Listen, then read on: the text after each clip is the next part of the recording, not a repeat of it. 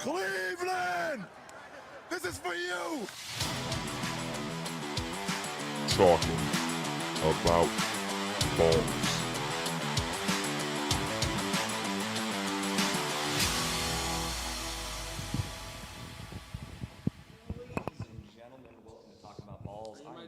Oh. Ladies and gentlemen, let's do that again. Welcome to Talking About Balls. I am Justin George, joined as always by Kyle Price and Tim Buckatini. Gentlemen, how are we doing this morning? I'm just waking up, man. I'm kind of getting there. Almost. I think I'm scratching my balls right now. And in honor of Lee being here, I'm going to blame Lee for that mic not being on, because didn't he come over and test him like 10 minutes ago? What the hell, Lee? And we're off and running already. This was sabotage because I call him the Steel City running lates. I understand it, though. I respect it. We are live, though, from Dynatech here in Elyria, Ohio. Dynatech, if you don't know anything about them, check them out. They're the only saw blade company recommended by the pavement marking manufacturing industry. Located in Elyria, Ohio, Dynatech is committed to being the top diamond saw blade company around the world. Their products include saw blades, abrasive blades, pavement marking blades, core drill rigs, core drill bits, high-speed gas saws, masonry saws, walk-behind saws, tile saws. Other construction equipment, they stand behind their products with a warranty and customer service that keeps customers satisfied and earns the rank of the best in the industry. Check them out at 161 Reeser Court, Elyria, Ohio, 44035. Give them a call, 1-800-446-9001, or email them at sales@dynatech.com, or check them out at dynatech.com. That's dynatech.com. What they don't tell you is I supply the gas for those saws. And he's supplying plenty of it right now for everybody behind him. That's what we smell right now. I feel bad for everybody there. You're in the danger zone. Man, this place is amazing. This place We is are nice, live. though. Yeah, it's great. I love it here. I work in a factory myself, so I'm used to this kind of environment. It's nice in here. This is a lot cleaner than my place, I'll tell you that. But with that being said, let's get right into it, everybody. We are here. You guys saw us Wednesday night. I left a couple things for you, teased a few things, and we're going to get into all of it today. Right after us, we've got Dub from 10 to 11. And then right after live us, from his house, I think. Yeah, he's coming in live. He's got Rona right now. Hopefully he's all well. And then right after that, from 11 to noon, ending the evening, or morning, I should say. I'm used to doing night shows, is Lex Vegas. Lex Vegas is going to be here live and in person. Yeah, it's light outside right now. I'm not used to it being me so neither. light It outside. feels weird. It's usually the opposite. The sun's going down when we do our show, not up. But here we are. I told you all I was going to wait and talk about OSU today. Well, so much has happened. I mean, last night alone has made this meant to be very interesting. Utah just smacked the shit out of USC last night, and that opened the door wide open for Ohio State to come in. So I'm curious to see what happens, but I assume no matter what, Ohio State's at least number 4. I would think. They have to be. And then if TCU loses tonight, then that takes Michigan, that takes Ohio State to 3, and we could be seeing another Ohio State Michigan in the playoffs, which would be insane to me. I mean, realistically, with 2 upsets today, we have. Your mic's going in and out too. I think Tim turned the volume a little bit there. Is that just No. Try to make sure the cord is in, because we can definitely hear every wiggle you do right now. I noticed that too. Here, switch this. Technical difficulties.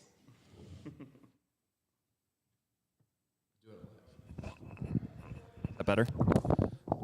I think this might be the cord. Yeah, it might be. I'm not even moving it barely right now. Just hold the cord up with it, like there you go, and maybe that works. Nope, but it's all right. All right, we're doing anyways. We roll with the punches. Back to it. So, anyways, upsets today. So yeah, road. TCU plays what? Kansas, right? Kansas State. So TCU plays Kansas State, Purdue plays Michigan, and Ohio State is off because they lost last week against the Wolverines. Right, and Michigan, embarrassingly. And though, even by though the way. Michigan's a 16-point favorite right now, it's not like a guarantee that they like beat Purdue. Purdue's not a bad team. I mean, No, Purdue is known as being upset specialists. Right. They've done it to Ohio State plenty of times. How many times have they ruined an Ohio State perfect season? Absolutely. And it's not like they have a bad team either. I mean, that division in the Big Ten, I don't know how they came up with these divisions, but the fact that one division, Purdue's the leading, no offense to Purdue, but they have 8 wins. Doing it live. You keep going, Kyle. I was going to say the fact that they have 8 wins and they're the leading on their division. They need to shuffle up those divisions, and I think they're going to, because USC joins the Big Ten. I think was it next year or the year after? I think it's next year. When they do join next year, I think they have to shake up the divisions a little bit. Don't mind the cord coming into the camera frame here. It's okay. All right. We good? We are good. It sounds great. I don't hear any noises anymore. That's perfect. Thank you, gentlemen. But yeah, so Ohio State lost embarrassingly last week to Michigan. Yeah. Ugly loss. No, it's one of those things where the first half went as expected for Ohio State. They kind of just hung out there. Ohio State doesn't usually put teams away early. They just kind of hang out. They score touchdowns. They run the ball, whatever. And so going into halftime, I even said, I'm like, okay, this is pretty much how it's going to work out. They're going to come out in the second half. They're going to light it up. Except they got lit up in the second half. They didn't. They scored. They gave up more big plays than I've ever seen them give up. Yeah. Nope. It's gone. There it is. Now I can hear. Nope. There it is again.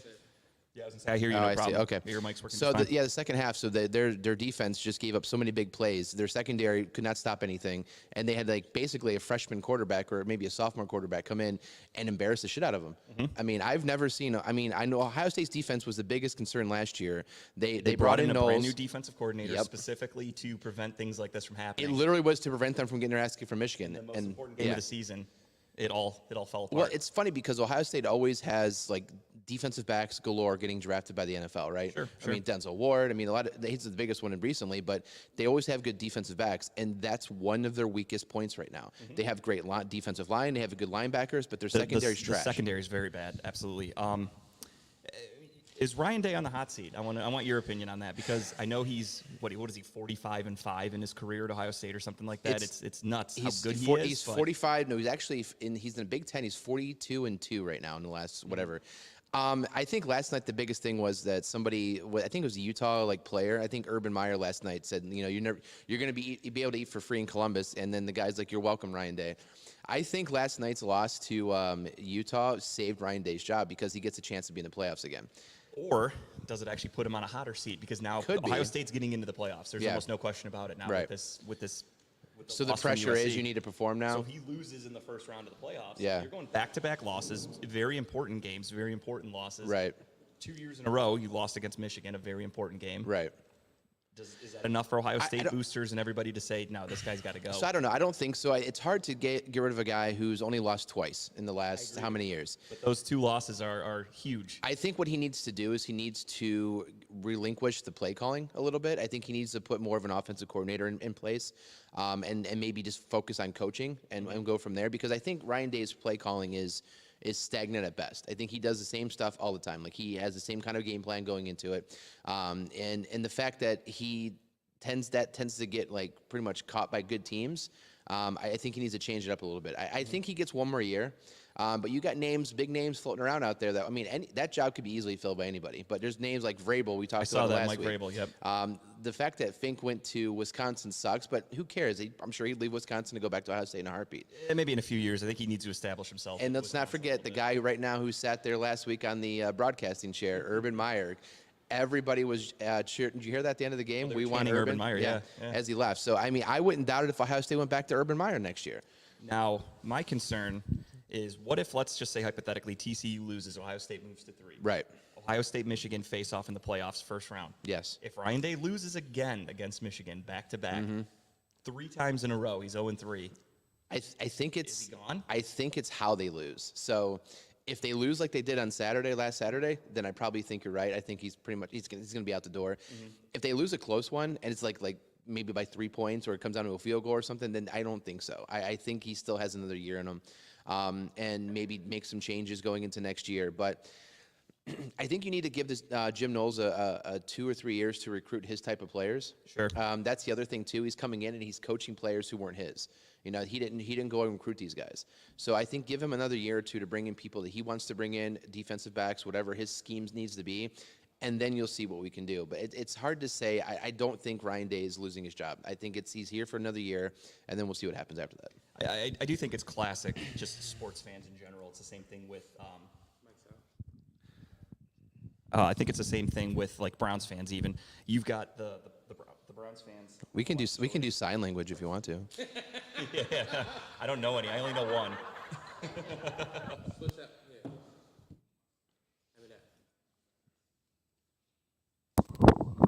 All right, here we go.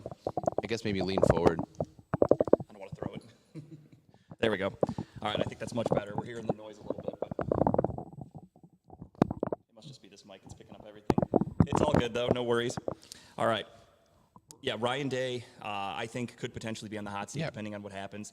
But it's going to put other coaches on the hot seat. You've got USC. USC yesterday pissed away their championship opportunity by losing in that game. embarrassingly, let's be honest. Ooh, that went loud. Yeah, but I mean, they just brought him in last year. I mean, he No, I just mean like Oh. when you see teams lose important games. Like, Yeah. The initial fan reaction, just like a Cleveland Browns fan, is fire the coach. Yeah. And that was the thought with Stefanski, et cetera. But with Ryan Day, when you're losing these big games, I think it's also it's because we've had such great success against Michigan. Right. Fans don't know what to do that we're losing to them. Well, I mean, the fans are having Cooper flashbacks. You know, We 'cause- haven't lost in they haven't lost in Columbus in what was it 20 years? Yeah, it's been a very long time, and they're having Cooper flashbacks to when he lost to Michigan a lot. And of course, they feel the biggest issue they have is they thought they kept Cooper around too long, like they gave him too many chances. So they were like, look, okay, they were okay. Now they were okay him losing, but he's a good coach. He won every other game during the year, but couldn't win the big one at the end of the year. But now they're like, well, do we keep him around too long? And they should have got rid of him earlier, because as soon as they got rid of Cooper, they brought in Tressel, and Tressel went on a very insane run, won a national championship in 2002. He beat Michigan every time he played them. And then you bring in Urban Meyer, who never lost to Michigan either, and his first press conference right out the gate, he's like, Michigan's the game I'm looking forward to. And they called it right as out. it should be. So with Ohio State, I'm not a diehard Ohio State fan. Right. You know that. I like Ohio State, but I don't live and die by it. I enjoy college football as a whole. For me, I think it's kind of cool, not cool, but it's good that Michigan wins a couple because it keeps the rivalry going. Right. If Ohio State dominates every year, it's reminiscent of Cleveland and Pittsburgh, where after a while it's not really a rivalry anymore because we get our asses kicked every time. Right. No, it's true. And Adam just actually put a question out there. I didn't see it. I'm sorry. No, he said, after getting trashed by Michigan, do OSU fans actually feel they have a chance if they say they play Georgia? I mean, Georgia, no, personally, I I'll don't be think so. honest. I mean, I don't know. I mean, I don't know what this Ohio State team is. I mean, they have flashes of being good. They have flashes of not being good. But it's a game. You play football for a reason. Like they say, any given Sunday, it's every given Saturday. You play football for a reason. You see what happens. Yeah, I mean, do I think they're going to get smoked by Georgia playing? Probably. But hey, I'd watch. It's going to be a good game, though. I think for everybody at home and fans all over the world, I think that a Michigan-Ohio State rematch is what everybody wants. That's the number one. Oh, absolutely. I mean, especially in the first like playoff 2 versus 3. If they can get Ohio State to 3, Michigan stays at 2. That's if Michigan beats Purdue tonight. Adam, don't get too excited. I wouldn't be surprised if you get shocked. You almost got beat by who? Illinois. Illinois, Yeah. yeah. So I mean, and Illinois is not as good as Purdue. So just calm down. It's okay. I don't know what that bubbling sound Sounds is. like you're popping popcorn right now. There you go. I don't know. What's up with your hand, man? You playing with your balls too much? No, I was holding the cord, I was thinking it was shaking. I'm just joking. That I'm microphone joking. sounds perfect. You should give that microphone to him, like the entire cord itself. The cord is Not short. long enough. No, we're Okay. good. I think we're good now. Okay. All right. Who can beat Georgia themselves? I don't know. I think it's Georgia's championship to lose this year. It to is, be honest. again. I mean, they're a powerhouse. They're the new dynasty Yeah. in college football. They, Yeah. they just put a top defense. Their offense is clicking. I mean, they could beat just about anybody. I have I no don't- concerns. I if don't I'm Georgia. think they're losing. I mean, no matter who plays Georgia, I don't think anybody's beating Georgia. But are in regardless of today's game. That's not true. Adam, if Michigan loses to Purdue, they're not going to be in. I think you'll have Alabama slide up. You'll have No, I don't know because only one loss. They would probably still be ahead of Alabama. maybe they slide to 4 then. Yeah, if anything, I would think that. I would think if TCU wins and only Michigan loses, I'm hypothetically, pretty then sure I would say- Alabama has a contract with the college that they have to be in no matter what. So except for this year, they're giving them a slide this year. That's why they extended it next year because And, they know I- Alabama's not going to be as good. I so would they're I would making sure love they the can get in. chaos though if Alabama somehow backdoor slid into And then number did you 4. see that in what is it, 2 years? They're extending to 12 teams in the playoffs. Yeah, 2024. They actually are putting out scenarios this year of what it would look like if we had the 12-team playoff. And I can't wait. I I'm absolutely very love it excited. because as a gambling guy, when that weekend comes in 2 years, I'm going to be lighting up my FanDuel and DraftKings It's accounts. essentially going to be like March Madness, but with college football. Right. Like you're going to have a bracket. You could have a 12 to 1. Like it's going to be And wild. that's It's anybody's championship. and that's what I love about it is the fact you give these teams chances. Like right now, I was listening to ESPN the other day, and they're saying that the one team that I would not want to play, he goes, is Washington. Oh, And yeah. Washington's ranked like 7 or 8, but their offense is so good. And they're known for defense too. And yeah, and that's one team you wouldn't want to play right now, especially in like a bracket thing, is because it's one of those things where they could catch you. Their offense could go on a run, their defense could stop you, and now you have an 8 or 9 seed beating the 2 or 3 seed, and oh shit, there goes chaos right there. But, Yeah, and that's what I want. I mean, that's why. As I mean, you remember the BCS days, right? How shitty that was. As Oh, an God. unbiased college football fan, I just watch to watch the players and to scouting and shit like that. When I watch it, I hated that one bad weekend cost the team their whole season. Well, I always hated that in college football. It's I was always very it's against always that. how it's always like how it looks like, and that's one thing Yeah. about college football. You have It to have blows a my good mind. loss. And Right, shit like it's that. a good loss, or how did you look when you lost that game, or how did you look how you won that game? Oh, you didn't beat them by 7 touchdowns. You're not someone we want to put in right now. It's. I mean, I've seen teams get upset in the NFL, and you know Right. what I mean. Like, it doesn't ruin their season. You could be one of the best teams in football, and you come in and look at Right. the Browns. I mean, obviously Tampa Bay's having a bad year, but the Browns just beat Tampa Bay. In college football, that's Tampa Bay's whole season gone because you right, lost to the right. Browns. Now you look at Tampa Bay and say you're a joke, right? Yeah, You know. and realistically, though, they're still leading the South. They're going to more than likely win the division and go to the playoffs. But in college football, that one loss costs you everything. Right.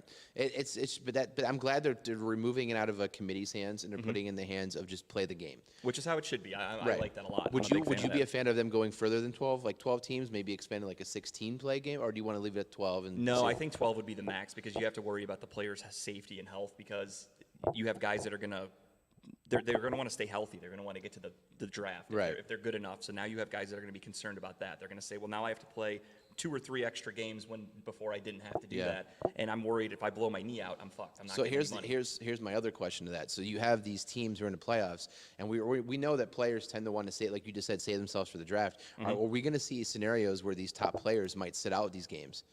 Sure, absolutely. I You think think you're going so? to see that. It's going to be guys that are damn near top 10 locks are probably going to be like, I can't play in all these games. I'm So sorry. that kind of sucks, though, right? I mean, you have a team. If you're, Yeah. let's say you win your first round, right? So I would assume these would start like the week after these championships. So it would be like next week these games play, right? And they're going to have to, sorry to interrupt it really quick before I forget this thought, they're going to have to really figure out the schedule because you have guys that as soon as the season ends, they immediately go with their training staff and they go Right. to like Florida or whatever. They start prepping for the draft. They're Right. getting ready for the combine, things like that, the individual workouts.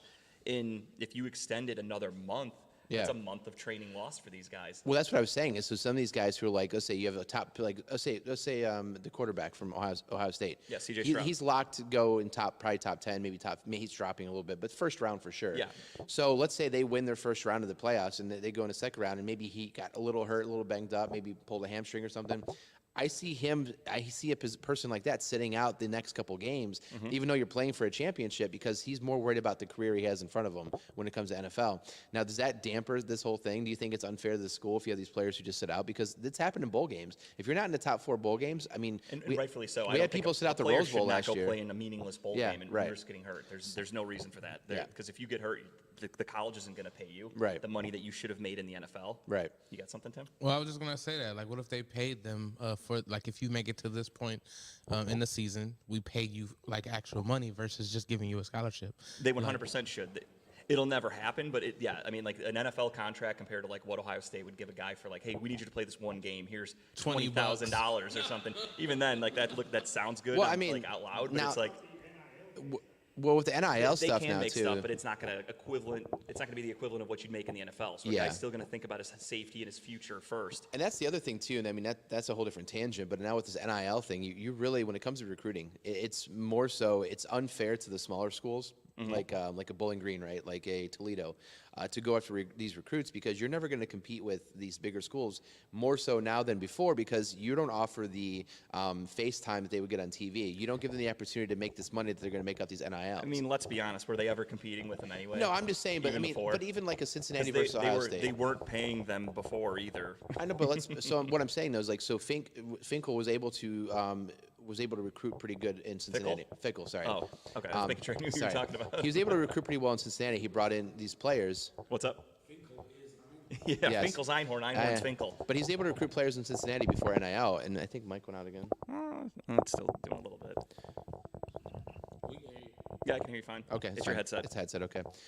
So he's able to recruit pretty well in Cincy, and then but now is before the NIL. So I think now that since like teams like Cincinnati who aren't like Ohio State, but they're not like Toledo, they're right in the middle. They're going to miss out on some of these players because they want to go get the FaceTime Yeah, at no Ohio question State, about it. Michigan, and stuff like that, which is unfortunate. Let's try that. Maybe there's a little pressure coming off the weight going on. I tried to pull the cord a little bit, see if that makes it a little bit better. It seems a little better. Yeah, here's hoping. All right. Yeah, so I mean, yesterday Utah beats USC in an embarrassing fashion. Friday night, it was great. I was at the bar, and Ohio State fans were surrounding me, and they were going crazy. My brother-in-law especially, he's an Ohio State alum. He was so excited, high-fiving everybody. And then, yeah, today, if TCU can lose, then Ohio State moves up to 3, and if Michigan loses, I think Ohio State gets up to 2.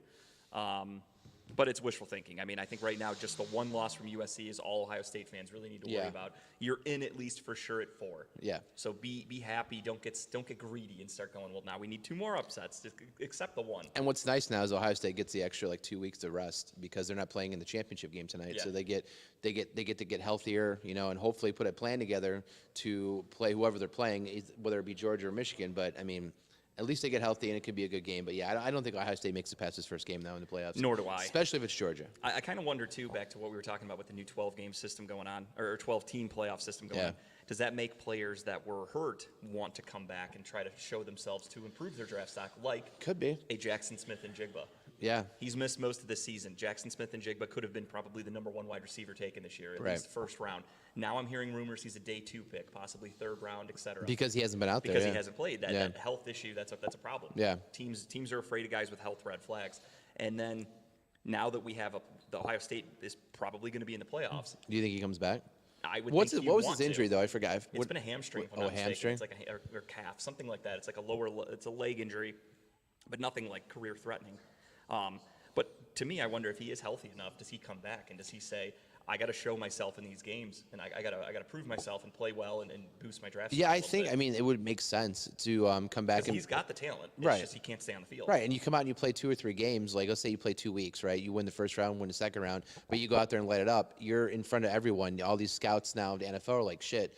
We got to go take him, and And if he it's moves a playoff up. game, that shows that you can produce under Right, pressure. absolutely. You're playing under the bright lights. No, I think it would. I mean, I think some people would take the chance to come back to show their skill level, to try to improve their draft stock. Because why not? I mean, I just cannot wait for 2024 because it's going to be such an exciting time for college I football. can't wait.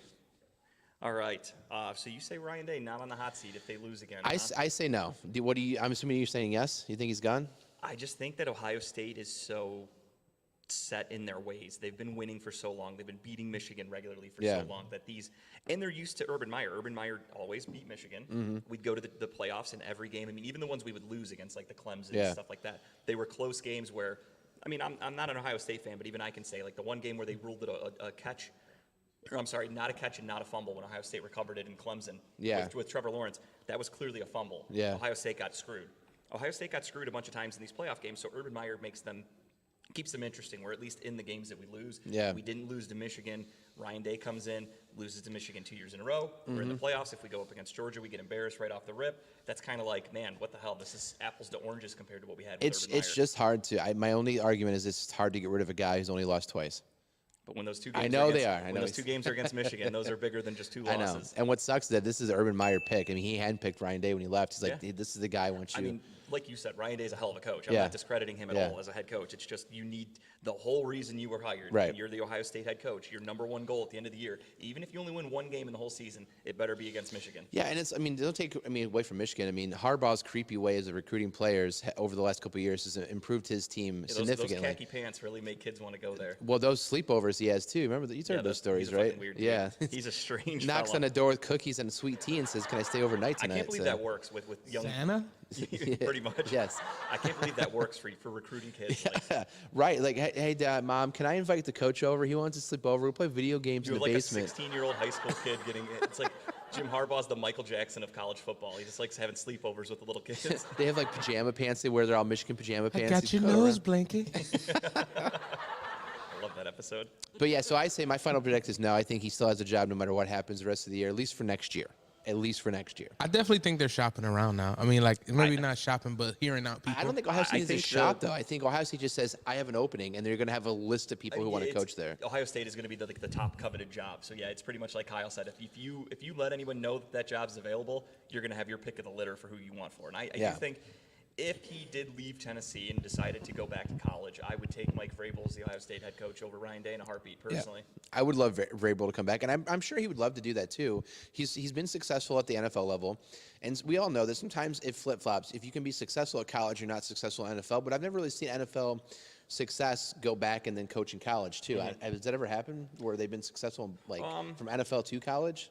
Most start in college and go to NFL. Yeah, He most skipped. start that way. Yeah, he went right to the He was an NFL. assistant at Ohio State, but then he went to after I got them. He was an assistant with like the Texans, I think, if I'm not mistaken. Yeah, but he also I think he was an assistant at Ohio State too. After like, Yeah. I meant when he went to the NFL. Then he went to NFL. Then he went right to get the head coaching job. So I've never seen an NFL coach be successful and want to go backwards and coach. But I mean, he can make really good money coaching. He's Ohio another State. guy. I mean, right now Tennessee's probably going to win the South. They've won the division how many years in a row? Mike Vrabel And he's has- been close. He's he been can do deep in whatever he playoffs. wants. Yeah. He could take any NFL job that becomes available. But for him, as an ex-Ohio State alum, and Yeah. I believe he's born and raised in Ohio.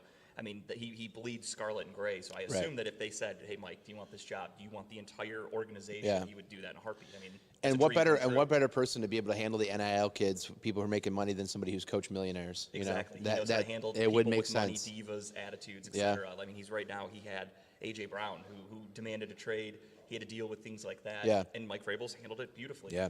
There's some rumors though that obviously he could be on the outs because Tennessee's on the decline. Oh, Ryan yeah. Tannehill's not getting any younger. Derrick Henry, you can only run that guy so much. Tennessee, they're good, but they're not a real Super Bowl contender in my opinion. So does Mike Vrabel kind of just go? And I don't I'm think gonna he. walk away. And I don't think the quarterback they drafted is a Oh, Malik Willis, great no. quarterback. He So is- I think he sees the writing on the wall too. if anything, he is years away from being anything. So it would make sense for him to jump out now and jump into an Ohio Absolutely. State gig. Perfect So opportunity. we'll see what happens though. If he does somebody to keep amazing, an eye does he get a statue? If he does amazing, Who's that? like Vrabel, Oh, 100%. I think he already has a statue there. does he? I don't know. I don't think so. I know his jersey's retired. I don't know. Yeah, I don't think he has a statue. No. He's going to get one with a big ass head like the Baker Mayfield one in Oklahoma. It's going to look nothing like him. It's like a giant like Peyton Manning forehead he has. Looks like the guy from Terminator 2 more than Baker. All right, we want to talk a little baseball today because there was some big news. My gosh. Big, huge money news. Money being thrown around out here. Jacob deGrom said, "Fuck you" to the New York Mets. He left. He went to the Texas Rangers yesterday on a 5-year, $185 million deal with a 6-year option, that makes the contract $222 million. When you sent me that text, I didn't believe you. I'm like, there's no way that really. I'm like, I went on like Twitter. I'm like, Jesus Well, Christ. my buddy texts, because I have friends that are diehard Mets fans, and my one friend texts, and he just said, DeGrom's gone. And I was like, I wonder what that means. So I went on Twitter really quick, and Jeff Passan from MLB Network, he tweeted out that he signed with the Rangers. And me personally, I lose respect for guys that sign with bad teams, because I think we can all agree that the Texas Rangers aren't a very good they're not a very good team right now. So Jacob deGrom solely left for money. Yeah. Which is the extra, I mean, maybe what, $30 million that he got from Texas, because they have to overpay. They're Right. a bad team. He could have gotten a great contract from the Dodgers, hell, he could have stayed with the Mets. He could have gone to the Yankees. There are teams with money, Boston, that could actually win games that were going to pay him regardless, but he wanted extra money to go to Texas. And what gets me though is he now signs this big contract, which we know is money chasing. Now it takes money out of their pockets to be able to go and sign other players that could actually help them win. So they're literally just throwing all this money at a pitcher who's going to win maybe what 7, 8, 9 games maybe for them next year. So what does that do for you? That's even if he can start that many games. Over the last few years, he's averaging, I think, 13 starts because he can't stay healthy. Right. When they cracked down on spider tack, he immediately got hurt. He started pitching a little differently. So Yeah. it's safe to say he was probably cheating a little bit. Oh, for sure. I don't blame him because they were allowing people to use it. I mean, James Karinchak, a Guardian, Yeah. you know he was using the spider tack. Right. You know, I think Shane But Bieber he was actually probably came using back it. a lot last year and actually learned how to pitch without it. He had to though, because yeah. initially when they banned the spider tack, he got sent down to the minors. 'cause Oh yeah, he sucked. he had a lot of wicked like curveballs and breaking balls and everything. But no, I mean you're right. After that came out, his game went downhill. I don't know why. I mean, I could not imagine that Texans that think that this is going to put them over a hump. I mean, they're still like. No, this is strictly for them to sell jerseys. This is strictly for them to sell tickets. It's to get fans in the seats because Jacob deGrom is a hell of a pitcher. I mean, when he's good and he's on, he is historically good. Right. A few years ago, he was putting out an ERA that was like something you'll probably never see again. Right. No, to me it just makes me laugh at just the MLB and like how they just bring big names in and that's it. They're not going to do anything with it. I think he should just stay with the Mets, the Dodgers. But I think did the Dodgers get Verlander? Nothing yet. Nothing. But Verlander there's hasn't gone anywhere yet. rumored that they could possibly get Verlander. I mean, from what I've heard though, now with deGrom officially leaving, I've also seen that Verlander is now a potential candidate for the Mets. It'd be interesting. I mean that team's on the rise. I mean that team had a great season last year. They kind of pissed it away at the end of the year though. But I think that they possibly could be a World Series contender next year. They got talent. They got good relief pitching. Obviously, I mean Timmy Trumpet. You can't. That's a big Timmy thing for Trumpet, the Mets. that guy. They gave him a huge contract too. I think they did sign I him got a a contract. butt trumpet. yeah. Tim, that's going to be our new intro. It's going to be Tim playing the butt trumpet. But the thing too, now people are starting to spend money. So what are the Guardians going to do? I mean, They tried to make a move. I'm hearing some things. So there's two stories that came out this week. Jose Abreu just signed a 3-year, $60 million contract with the Houston Astros. When that came out, I was like, okay, that makes sense. A couple of years ago, he was the MVP. He is on a decline. He can still hit for 300, but his power's gone down dramatically. I think he only had 15 home runs last year, like 70 RBIs, whatever. It's a great DH spot, though. Oh, absolutely, and that's why the Guardians tried to sign him. I don't know if you saw that. I haven't seen the numbers yet, but he did turn down the Guardians' contracts. They did try to go after Abreu. Yeah. But I mean, I'm guessing if they did offer, I can't see them giving him 3 years, 60. That's the Edwin Encarnacion deal. I can't see them doing that. They rolled out the red carpet for him down in Houston, though. You heard who you heard was in the recruiting class for that? They brought Jeff Bagwell in for him. Jeff Bagwell doesn't even work for the organization. He still, does, but they flew him down there. So Jeff Bagwell, they threw an entire party and everything, and like brought him in and talked him up and everything. And that's what made it. I don't know. That's what made him sign, but he signed and everything with them because they brought out the entire. I mean, I'm sure they just called and said, "Hey, do you want to come play for us?" I mean, yeah, I heard that they did offer him a contract and he straight up rejected it. I mean, I'm glad to hear that. What they offered. I'm glad to hear the Guardians are trying to put some money out there to bring some bats in because we know we need a bat. We know we need some power out there, and there's other options they can go after this year. But I'm glad at least they're trying, But typical Guardians, probably not enough money. They don't want to spend the money on stuff. So always the bridesmaid, never the bride. Right. And then there was another rumor, I don't know if you saw, but the catcher from Oakland, Gold Glove winning Sean Murphy. This is a guy that Greg talked about a lot. He's one of the best catchers in baseball right now. Which right now we're at a point where good catchers are few and far between. Mm-hmm. It's not like the old years where you had like Pudge and you had Mike Piazza and you just had really good catchers.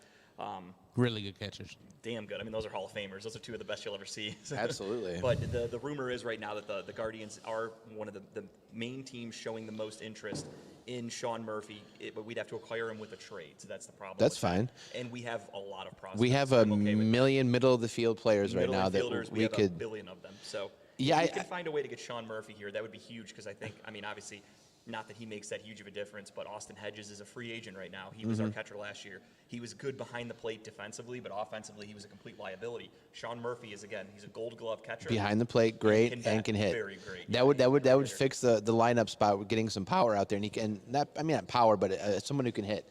He's not a dead spot in the lineup anymore, right? Yeah, I mean when Austin Hedges came up, it was damn near an automatic out. I mean there was a point where he was barely batting 100. Yeah, which is pathetic in Major League Baseball. That would fix one of our issues. I think we still need more power, though. We need another bat. For sure. But I mean, that's why they went after Abreu. I think it is very good to see the Guardians were at least attempting to sign somebody.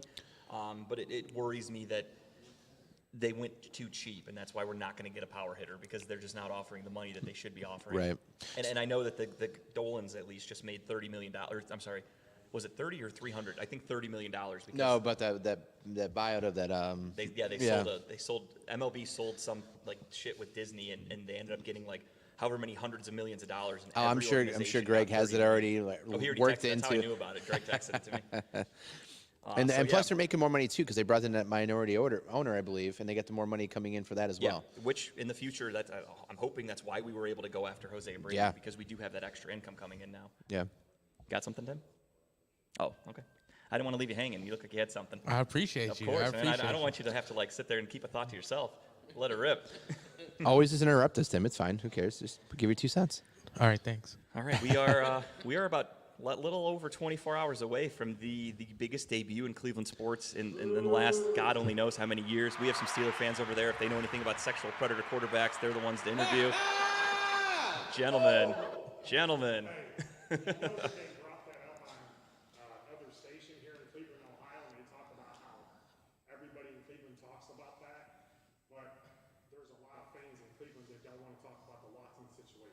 I'll happily talk about both. Doesn't bother me one bit. I would love a happy ending. Yeah, right? I think we're going to get one, Tim, as soon as Mr. Deshaun Watson starts tomorrow. That was one of the best catches I've ever seen. That was an amazing catch. And then he gets hurt, and now he's not playing this week. So. No, he's been hurt. He's got a little knee problem. So David Njoku's not playing tomorrow. That's who Kyle's referring to with the great catch last Sunday. He's had a knee issue for the last few weeks. I think tomorrow. He just had an ankle injury. I think tomorrow they're kind of looking at it as a glorified preseason game. You're playing the Houston Texans. They're the worst team in football. They're tanking 100%. There's a reason they benched Davis Mills. Yeah. And they're going with Kyle Allen. They want the number 1 pick. They want Bryce Young or Stroud or whoever the fuck quarterback they're going to take. So I think that the Browns know that. So that's why I wanted to do final predictions for tomorrow's game, which we'll get to. But On Wednesday when we talked about it, I was saying they should slowly introduce Deshaun Watson. Let him, my buddy texted me yesterday and he said, what do you think Deshaun Watson's stats are going to be? And I was like, maybe like 17 of 25 for like 200 yards. They're not going to make him do too much. And then after I thought about it, I'm like, you know what? Let it rip. You're playing the Texans. Let him knock the rust off by just going all in. So that's something I was talking to. I was talking last night at the bar, and we were talking like, do you let him rip? Do you let him go out there? Does he risk injury? Does he potentially get hurt? By letting it rip, I want to put an asterisk on this. Also be smart. Win the Sure, game. Like, sure. Don't go out there and just play stupid football. Like, still run the ball, still establish everything. Right. Get your game plan going, but don't be afraid to take shots. Right, That's kinda and that's what I was saying too. I mean, like, so do you let him go and just do typical Deshaun Watson stuff? The RPOs, the running the ball, the sneaks, the stuff that he used to do in Houston, or do you kind of slowly bring him back in and slowly introduce him to playing at that speed and not risk injury? Because let's be honest, he hasn't played in 2 years. You could pull a hamstring, pull a muscle, something Sure. that you haven't really gotten to that point. Yeah, practice is practice, but let's be honest, it's not full game speed, right? Right. So do you slowly bring him in and say, okay, we're going to play a smart game, we're going to do handoffs, we're going to do quick passes and stuff like that, take a couple shots down the field, Nope. or do you say, fuck it, we're going full balls to the wall there? You save that caution, that scared, not scared football, but you save that handing it off, playing Right. smart, playing wise against the Bengals. You Yeah. save that for teams like the Ravens. Sure. I think against the Texans, you do whatever you Just- want. it's just a glorified practice, preseason. It practice. I really was is. just about to say this is practice to him. He Yeah. was playing with this team, with the practice squad.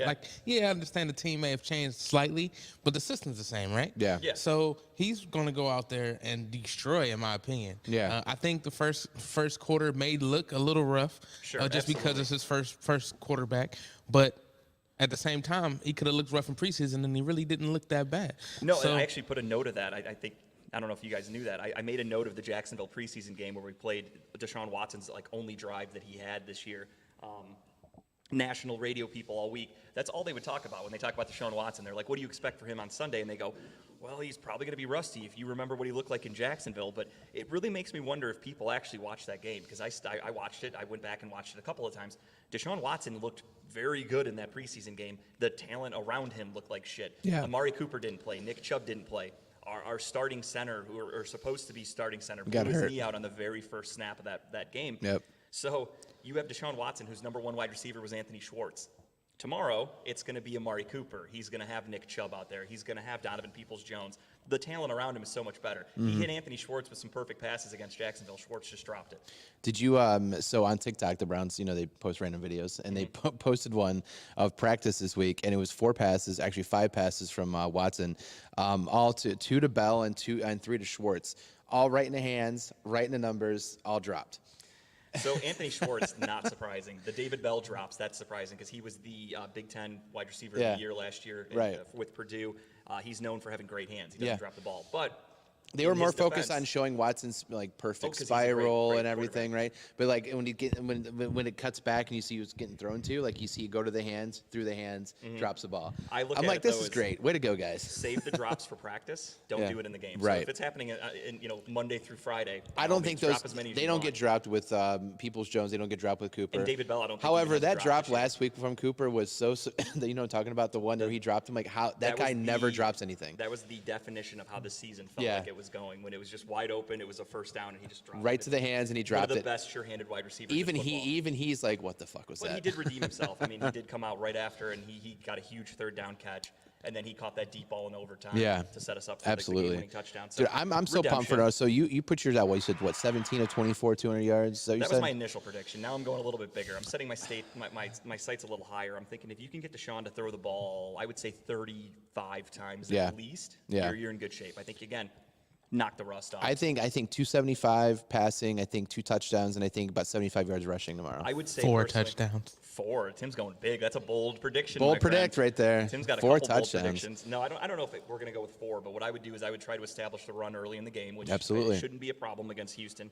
So use the first quarter, kind of establish a run. Try to get a couple quick touchdowns with Kareem Hunt, Nick Chubb, etc. Get yourself a little lead.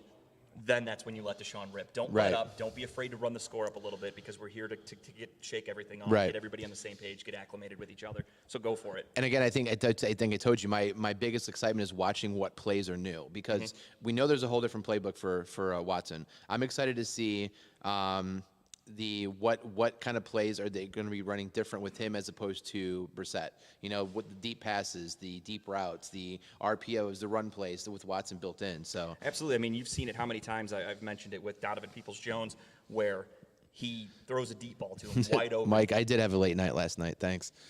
Mike did? He's like, Kyle has I had a late night voice going on. Yes, I he think did. that Kyle's illness also has a little bit to do with it. Hey, Chip. Well, this is right down the street for Chip. No wonder why he's here.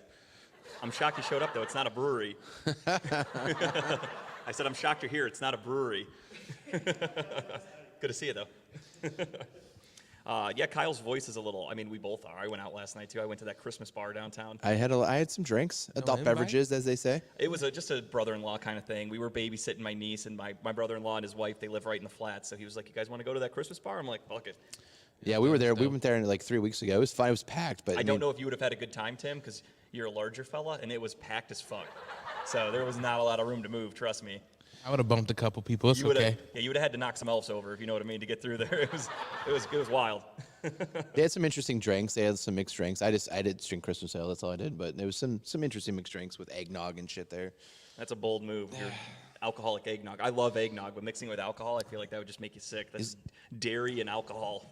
But hey, It's a great time. more power to you. You gotta drink it before it churns. That's all you gotta do. Yeah, that's like a It's, Irish car bomb. Keeps you regular. Got to be quick with that shit, or else it starts to get a little chunky in there, and we don't like that. Yeah, but so as I said with the Jacksonville game, I mean, I think that people need to stop using that as what they expect Watson to look like, because Right. it was in the preseason, you're vanilla. Right. Teams don't go out with a full game plan. That's not what the offense is going to look like. Again, we had guys out just for resting purposes. We had guys out for injuries, et cetera. It's not going to be the same. It's night No. and day. And I think also we've now had how much more time with Kevin Stefanski helping Deshaun Watson understand the playbook. There's so many different variables. I feel like people are just stuck living in the past. They're Right. coming in with, I get it, they want low expectations because they're afraid. It's our first time as Cleveland Browns fans we've ever had a quarterback of this stature. I think he's more than likely the best quarterback to put on the Browns jersey since Otto Graham, and he hasn't even touched the field yet, but he's just that talented. What are you talking about? We had Johnny Manziel, man. That's the best quarterback ever. I mean, he was the best in terms of like news and like keeping it entertaining. When we were going through those horrible years, there's no other quarterback I would want than Johnny How many Manziel. other Let's make it quarterbacks are fun. found passed out on a flamingo in Vegas? I mean, Not just ours. many, Just not ours. many. How about you? Flamingos are awesome. Yeah, I mean, have you ever been on one before? You don't know what it's like. No, I mean, clearly, he looked like he had a great time. I mean, it looked like a fun thing to do, so. I would have done it. I wish he would have invited me. I would have gone with old, what do you call himself? Billy Manziel. Billy Manziel, He yes. went to Vegas dressed up like Ric Flair. I would have been there in a heartbeat. Woo! Woo! So we were going to introduce Glenn if he's interested. Absolutely, we'd love to have you on. We're here at Dynatech. I figure, like, why not talk to the man behind the scenes? Let's bring the man. I got a mic. Okay. Hell yeah. Can you fit over here? Slide over? I'll slide this way. Doing it on the fly, everybody. So everybody, this is Glenn from Dynatech. He's the reason we're here right now. Him and Dave have been working behind the scenes together for I don't even know how long at this point, but Yeah, thanks for bringing us on. This is a great opportunity. Yeah, we're Come very on, happy to be here. As soon as they offered, we were happy to jump on the opportunity. I know you guys did a remote here not too long ago, right? A few months ago there was one. They were at Shenanigans. Oh, that's what it right. was. They were That's there right. for That's right. My the bad. comedy night, right? Yeah, that's I nice. never laughed so much in my life. I That made was it. a lot of fun. I made it right at the end for my man Tim. I knew I couldn't miss him. That was a whole Redline night for me. I started off doing Lee's show for his birthday, then I zoomed across the street and I made it to Tim. It was nice little night. So how long has Dynatech been in business? How long have you guys been around? Well, shoot, I've been here over 30 years. It was a small family-owned business. My parents just both passed away recently. My dad a year Sorry to ago. hear that. and I'm sorry for your I loss. appreciate that. And my mom the year before that. And this really morphed into an entirely different business. We were a diamond saw blade, diamond core bit business for years. They're used to cut concrete, brick, block, asphalt, granite, stuff like that. But we always had this niche in pavement marking, where we would put a bunch of blades together and they put the reflectors in the middle of the highway, or do line removal or inlays when they like groove, and then they'll lay tape or they'll put thermoplastic or paint. And because it's just below the road surface, it's snow plowable. So when the snowplow goes over, it doesn't scrape all the beads off. Right. Lasts a lot longer. And Right. As a result, over the last 5 years, we've been working on certain patents for new technology we've developed, and we've gotten 6 patents this year. That's awesome. Big year for you guys then. Yeah, it Absolutely. is. Things are moving in the right direction. That's awesome. Yep. That's And this great. is a brand new building we built for the expansion in hopes that things are really going to start kicking off. So do you guys have other buildings in other states, or is it just Ohio? Like, This is the headquarters. The headquarters, Yep. okay. Yeah, we It's do awesome. It's have beautiful in salesmen here. and people, around the country selling and representing our product. That's but awesome. Everything kind of comes from here. So Well, congratulations. That's Absolutely, great. that's great. So, guys, check out Dynatech. Go to Dynatech.com if you get a chance, Dynatech.com. Give them a call, 1-800-446-9001. Mention Redline Radio. Let them know why you're interested. So it's a sports show, so we can't let you get away without giving some intake. So are you a Browns fan? I am. I thought you were going to say Steelers fan for a second. I was about to be like, a little we are no begrudgingly longer when he coming said here. that. He was like, I am, I guess. So you've been, Yeah, that's what 100%. exactly? You know, he's been a fan for a long time with that response. So what's your take on Watson? What's your take on the Browns this year? I was kind of shocked on how polarized everyone is. All the fans, it seems like, half of them are, for the It's guy. split right down the middle, it feels like. It really does. Crazy. I think he's going to have something to prove tomorrow. I yes. look for him to come out with, I not agree. at first, but boy, I bet he gets fired up quick. Absolutely. I think the same thing. I think he's going to come out. You'll probably see the first drive or so. He's going to throw some balls over people. He's going to be so charged up. And then eventually he's going to get to the sideline, calm down a little bit, come back out and be his normal self. That's think at least so. what I'm hoping for. I think the NFL wrote the perfect script, bringing him back against Outfitting. Houston, in Houston. They give him an odd number amount of games suspended, comes back at the town where he hated, he demanded a trade. All this shit went down with the massages, and Texans were behind it, and the lawsuits, etc. First game back against Houston. Yep. You couldn't write a better story in Hollywood. I mean, the NFL is so good. They know what they're doing. Oh, yeah. And what's with his attorney that represented all the Oh, victims? the and Buzz- Susan- Buzz- He has a suite with the women. We talked a little bit about that on Wednesday. I personally feel like, these women, I think it paints a bad light on them, or shines a bad light on them if they come to this, because if anybody in the world, and I'm not victim blaming by any stretch, I'm not saying I don't believe any of the women or anything like that, but if you were victimized by somebody, would you really go to their performance, whether it's a musician, a sports athlete, whatever? Right. Why would you go there and watch that game? I feel like you're drawing more attention on yourself, and you kind of want to just think you should be moving on with your life. The lawsuits have been settled, the money has been sent. Just move on with your life. It's just Why an is this still a attention drag? grabber, It which is 100% ridiculous. I mean, you should let. I mean, of course. I mean, this is who this guy is as a lawyer, anyways. This is not beyond him to do this. But I mean, just let it go. Let it just do its own. Let it move on. Let him do his life. They got paid. Whatever. They're still dealing with whatever's going on. He still has a legal case out there too. I think he's got There's two cases. one that is not. I One think case. at least one. So yeah. there's one case out there still that they have not settled yet. That's still in proceedings right now. I think that is going to go to trial. I think, or is it? Maybe it's a civil case. It probably but- won't, but I mean, they'll end up settling. But just let it go, and it's a that's number of money. so I thought it was a little ridiculous that they has this whole media thing to get the 10 women together in a suite and for the game. But I think they should, if anything, if you're going to go to the game, these women stand outside the stadium, have Yeah. some signs, protest, things Yeah. like that. Tell people why they shouldn't be going into the game. Don't go into the suite and eat the free food from the Texans and drink the alcohol. And suites are fun. I don't know if anybody's ever been in a suite for a game before, but they are fun. You Yeah. get all the free shit. It's a good time. These women aren't going to be up there depressed and sad. They're going to be up there oh, free hot dogs, free popcorn. They're going to be loving life. Yeah. I just think it's a bad look. I don't agree with it. I think No. Tony Busby is kind of he's a publicity hound kind of lawyer, and I don't think that's a good move for these women. no. What's your predict for the rest of the season? You think the Browns win? I would say I love 6-0 obviously to get to the yeah, I mean- playoffs. I think realistically 4-2. I think the rest of the season with Watson. What do you think? I'm right there 4 with you. 4-2. I think 4-2 will put us just outside of the playoffs, which is okay. I mean, the beginning. Unfortunately, we had the bad losses to the bad loss to the Jets. You had the bad, ugly loss to the Chargers with the Yep. missed field goal. Games that you should have won that unfortunately you can't go back in time. It is what it is. Mm-hmm. So it's going to cost us the playoffs more than likely. I But- remember those 3 games, and I remember telling some people, later in the season, we're going to wish we had those. Yeah. Because mean- we really won them. Yeah, the absolutely. entire game until the very end, they just kind of gave up. And not to get too technical, but analytically speaking, Deshaun Watson is such a better quarterback than Jacoby Brissett that there are statistics they can run numbers. He's projected to provide the Browns I think it was 10 to 11 more points a game just with his presence on the field. And then you look at all these losses we had with aside from the New England game and aside from the Miami game, we've only lost those 2 games by more than a touchdown. Yeah. Every other game has been a 1-score loss for the Browns, and having Deshaun Watson, if he does provide that extra 10 points that Could he's have been projected to give for his plus difference, minus, yeah. then, I mean, yeah, right there, you're looking at a totally different team. We could be, almost at the top of the AFC at this point. I went to one of their practices for the first time ever. Yeah.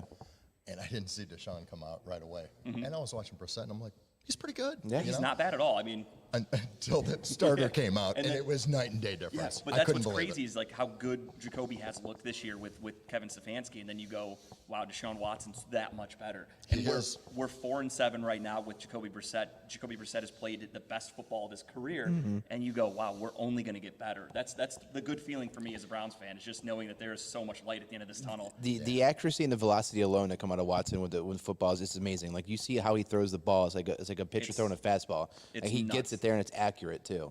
And the Army, and he just flicks the wrist and that ball is 60 yards down the field. It's insane. crazy. Yeah. He's got mobility. He can run he can run throw on the run. He can scramble. He can do everything. He's just so damn good. And he's big. He's strong.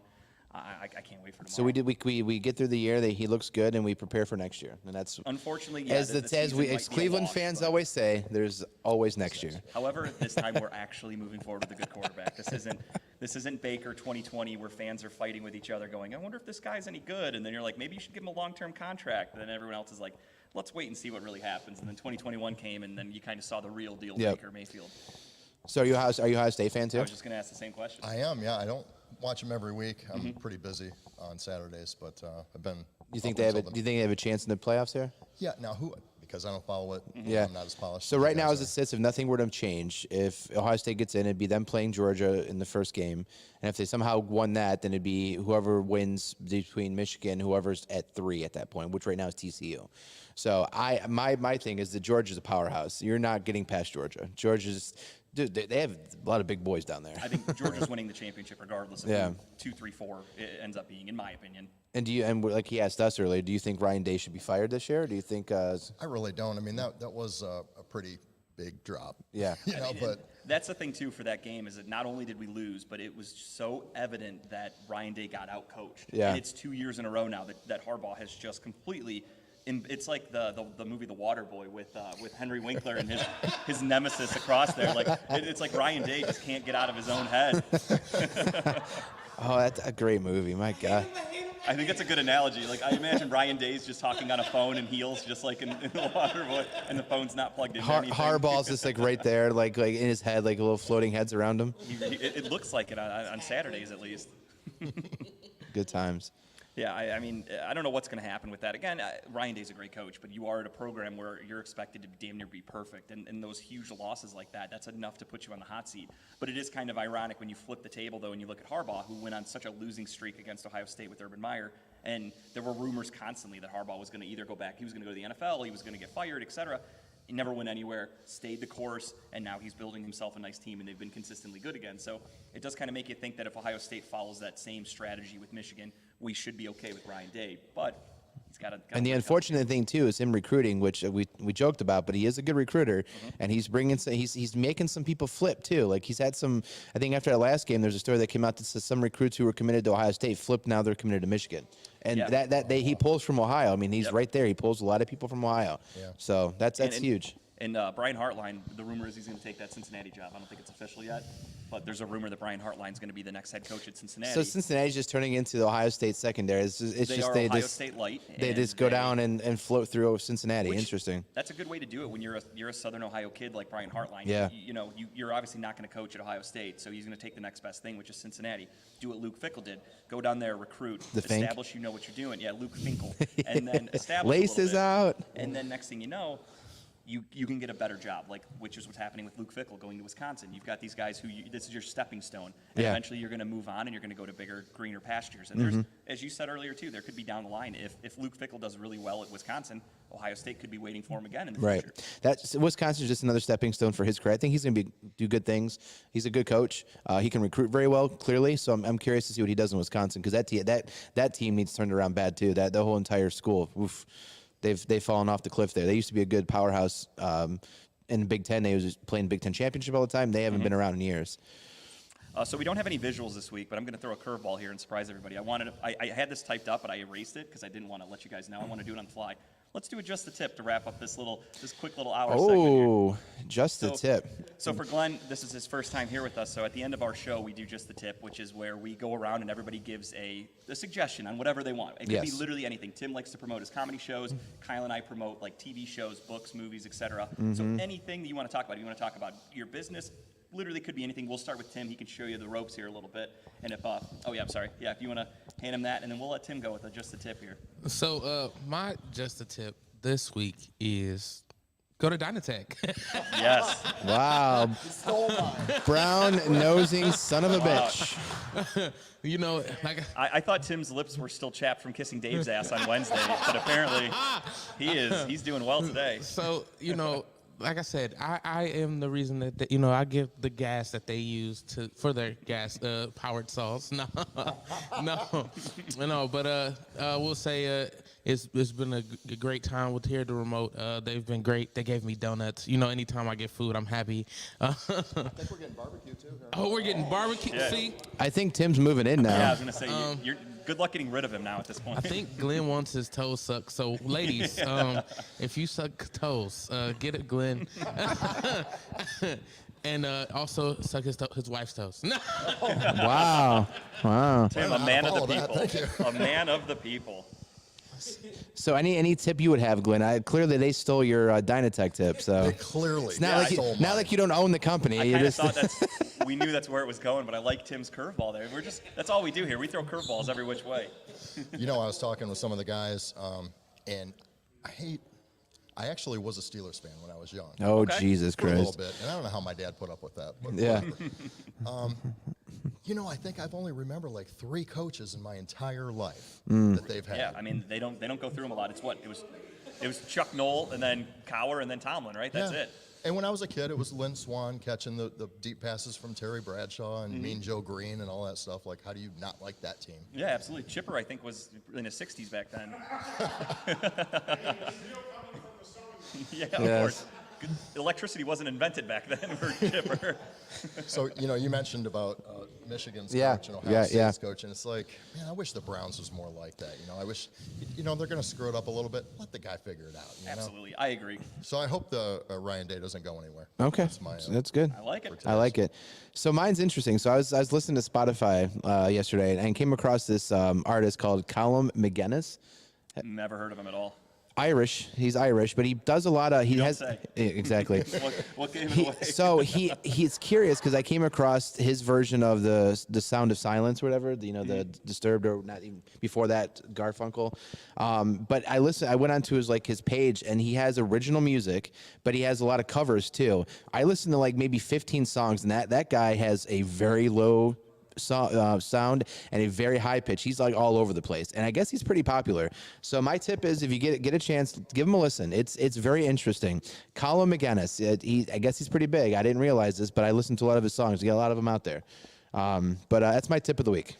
All right, my tip. I am a newfound Elvis fan. I saw the movie, and I didn't know much about Elvis, truthfully. I watched the movie with Austin Butler, and I started doing research on Elvis. I bought a bunch of books. I'm like obsessed right now. And yesterday they released a huge compilation album that features like hundreds of songs. I don't even remember the total runtime of the album. I can look it up really quick while I'm here. But it's called Elvis on Tour. And honestly, I'm not kidding. It's hundreds of songs, all live. Holy Christ. Yeah, I'm scrolling through it there. You can see it is a total of 6 hours and 32 minutes of music. It was just released yesterday. Obviously, listening to that in succession, you'll probably go crazy. But I definitely recommend checking some of it out. I've dabbled through a lot of it, played it on shuffle over the last 24 hours. It's What's your really favorite good. Elvis song? Burnin' Love. I would say Burnin' Love and Suspicious Minds are my top 2. Suspicious Minds Huge is fan of really good. Suspicious Minds. Yeah. Honestly, after watching that movie, half the songs I've listened to since then, I didn't even know Elvis made because I just didn't know anything about him. And it's such a fascinating tale. I recommended the movie, months ago, but check out that album. It's really cool. It's live. You can hear him like telling the band to like start over. It has rehearsal, behind the scenes stuff. Just really cool. It's great to hear. I mean, he was an icon. It's really awesome to hear that So kind of stuff. we can't get away with doing some conspiracy though. So do you Sure. think he really died? Yeah, Or- absolutely. I mean, Okay. they drugged him up so much, he died right on his toilet. He was so backed up and constipated, he had a heart attack trying to shit. It's a shame, but that's exactly what happened. Oh my. Elvis was, Yeah. I believe it. The Elvis spottings galore around this country in the last couple of years, or last 30 years. It's crazy. Chipper babysat Elvis, actually.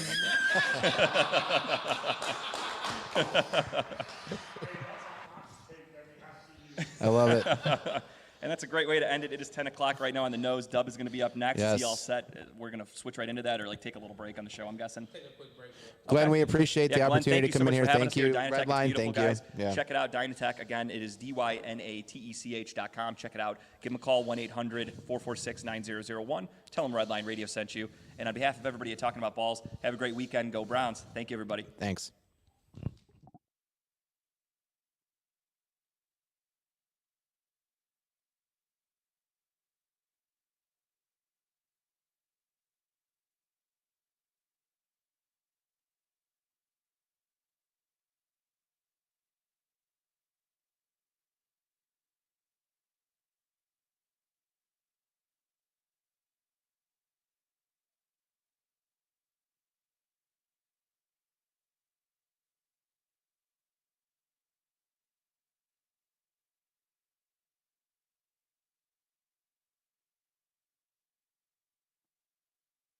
You know, where the fuck Dub at, man? Where the fuck he go?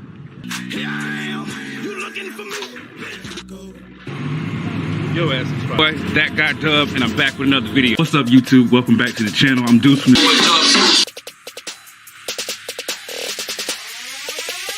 Me and my big bro. Yeah, fuck this milk. He said he gonna teach me how to wrestle, man. I'm gonna win the belt.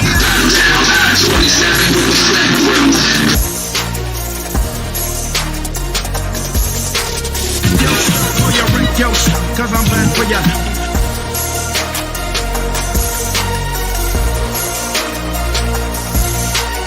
The boy Dub Deuce in the building.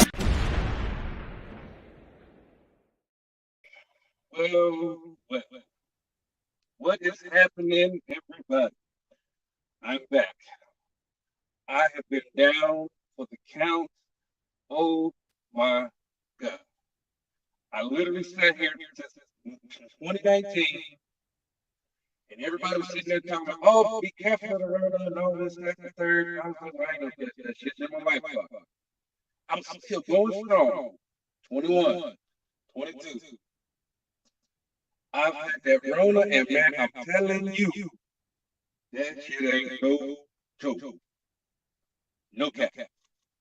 Anyway, how you guys doing, man? Right now, I'm in West Virginia. Supposed to be headed to Kinston, but I had to shut it down just so I could get me some rest. Good God, it's been all bad. But we're gonna start off. Sorry. We're gonna start off with some NFL news. I pulled up my laptop. You know what I'm saying? No, I want NFL. Yeah. Hey, Dub, while you looking that up, what up, baby? What up, my guy? How's that Roni treating you, man? I feel a lot better this morning. I was able to get out of the truck without a t-shirt, without a hoodie and a jacket. That's good. That's good. Yeah. Hey, so we are live here at Dynatech, man, and they are so happy to have us here, man. You know, so anybody that needs any diamond saw blades, if they're in the concrete business, Dynatech is definitely the place to go. You can check them out, Dynatech.com. But Glenn is actually so happy that we're here. You just heard him on Talking About Balls. But he's so happy that we're here. So thanks for jumping in at the last second here, buddy. It's a pleasure to be invited to you guys, man. You guys are doing great things in the city, so you definitely got my nod as well. Yeah. So what's going on, Lee Money? Oh, you know, just sitting here watching you live from a semi truck. So, I mean, it's like that. Okay, we got the Steelers this week. Yay. That's gonna be I think that's gonna be a shootout. What you think? Well, they got the Steelers at -1 on the point spread. So Chipper, one of our co-hosts from Steel City Renegades, has said he's taking the Steelers on the points. Okay. I mean, it is Atlanta, so Well, Atlanta we have a horrible defense though. So I said this. because obviously I'm a Steelers fan. I'm one of the hosts of Steel City Renegades. If the Steelers play the way that they did Monday night against the Colts, we got a chance. If they Okay. come out playing like they did against Cleveland or any of those other teams, if we come out playing like we played Cincinnati the second time, we're gonna get our asses whipped. And Dub, I'm gonna need you to walk up to Mike Tomlin and go, "Yo, ass is fired." I'm gonna do that anyway. But okay, so like I said, can the Steelers come up victorious against the Falcons? Like we said, we don't know.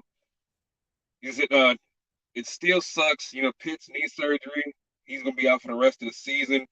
That was a bogus hit they had on him like 2 weeks ago where they hit him in the knees. That should have been a penalty on that one. It's like, come on, if you hit somebody in the knees like that, they said that's bogus. And honestly, I do not think that they're gonna be able to protect Mariota. I don't. Because Mariota, he either gets gone or he gets hit. There's no in between. So he said, like I said, we'll see what happens on that. In celebrity news, they said Nick Cannon is in the hospital with pneumonia, so definitely sending thoughts and prayers and saying using healing energy his way. Using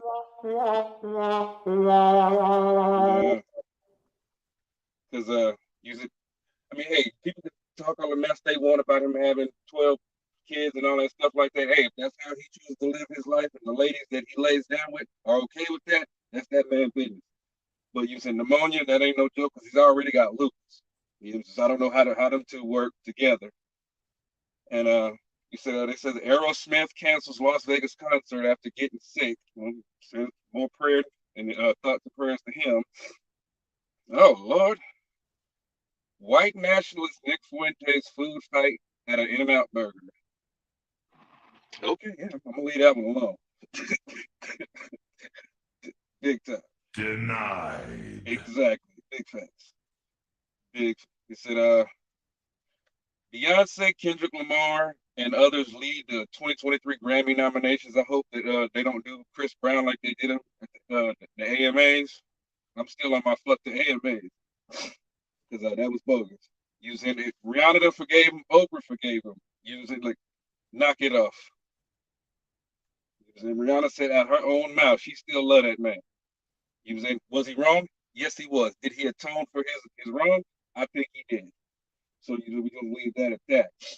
But like I was saying, I had been really bad struggling with this Rona stuff, and it's like, man, I literally, it's Saturday now, so I literally have not had anything to eat all week without throwing it up. I still haven't eaten yet because I didn't want to throw up and then get on camera. I was like, I'm just gonna wait.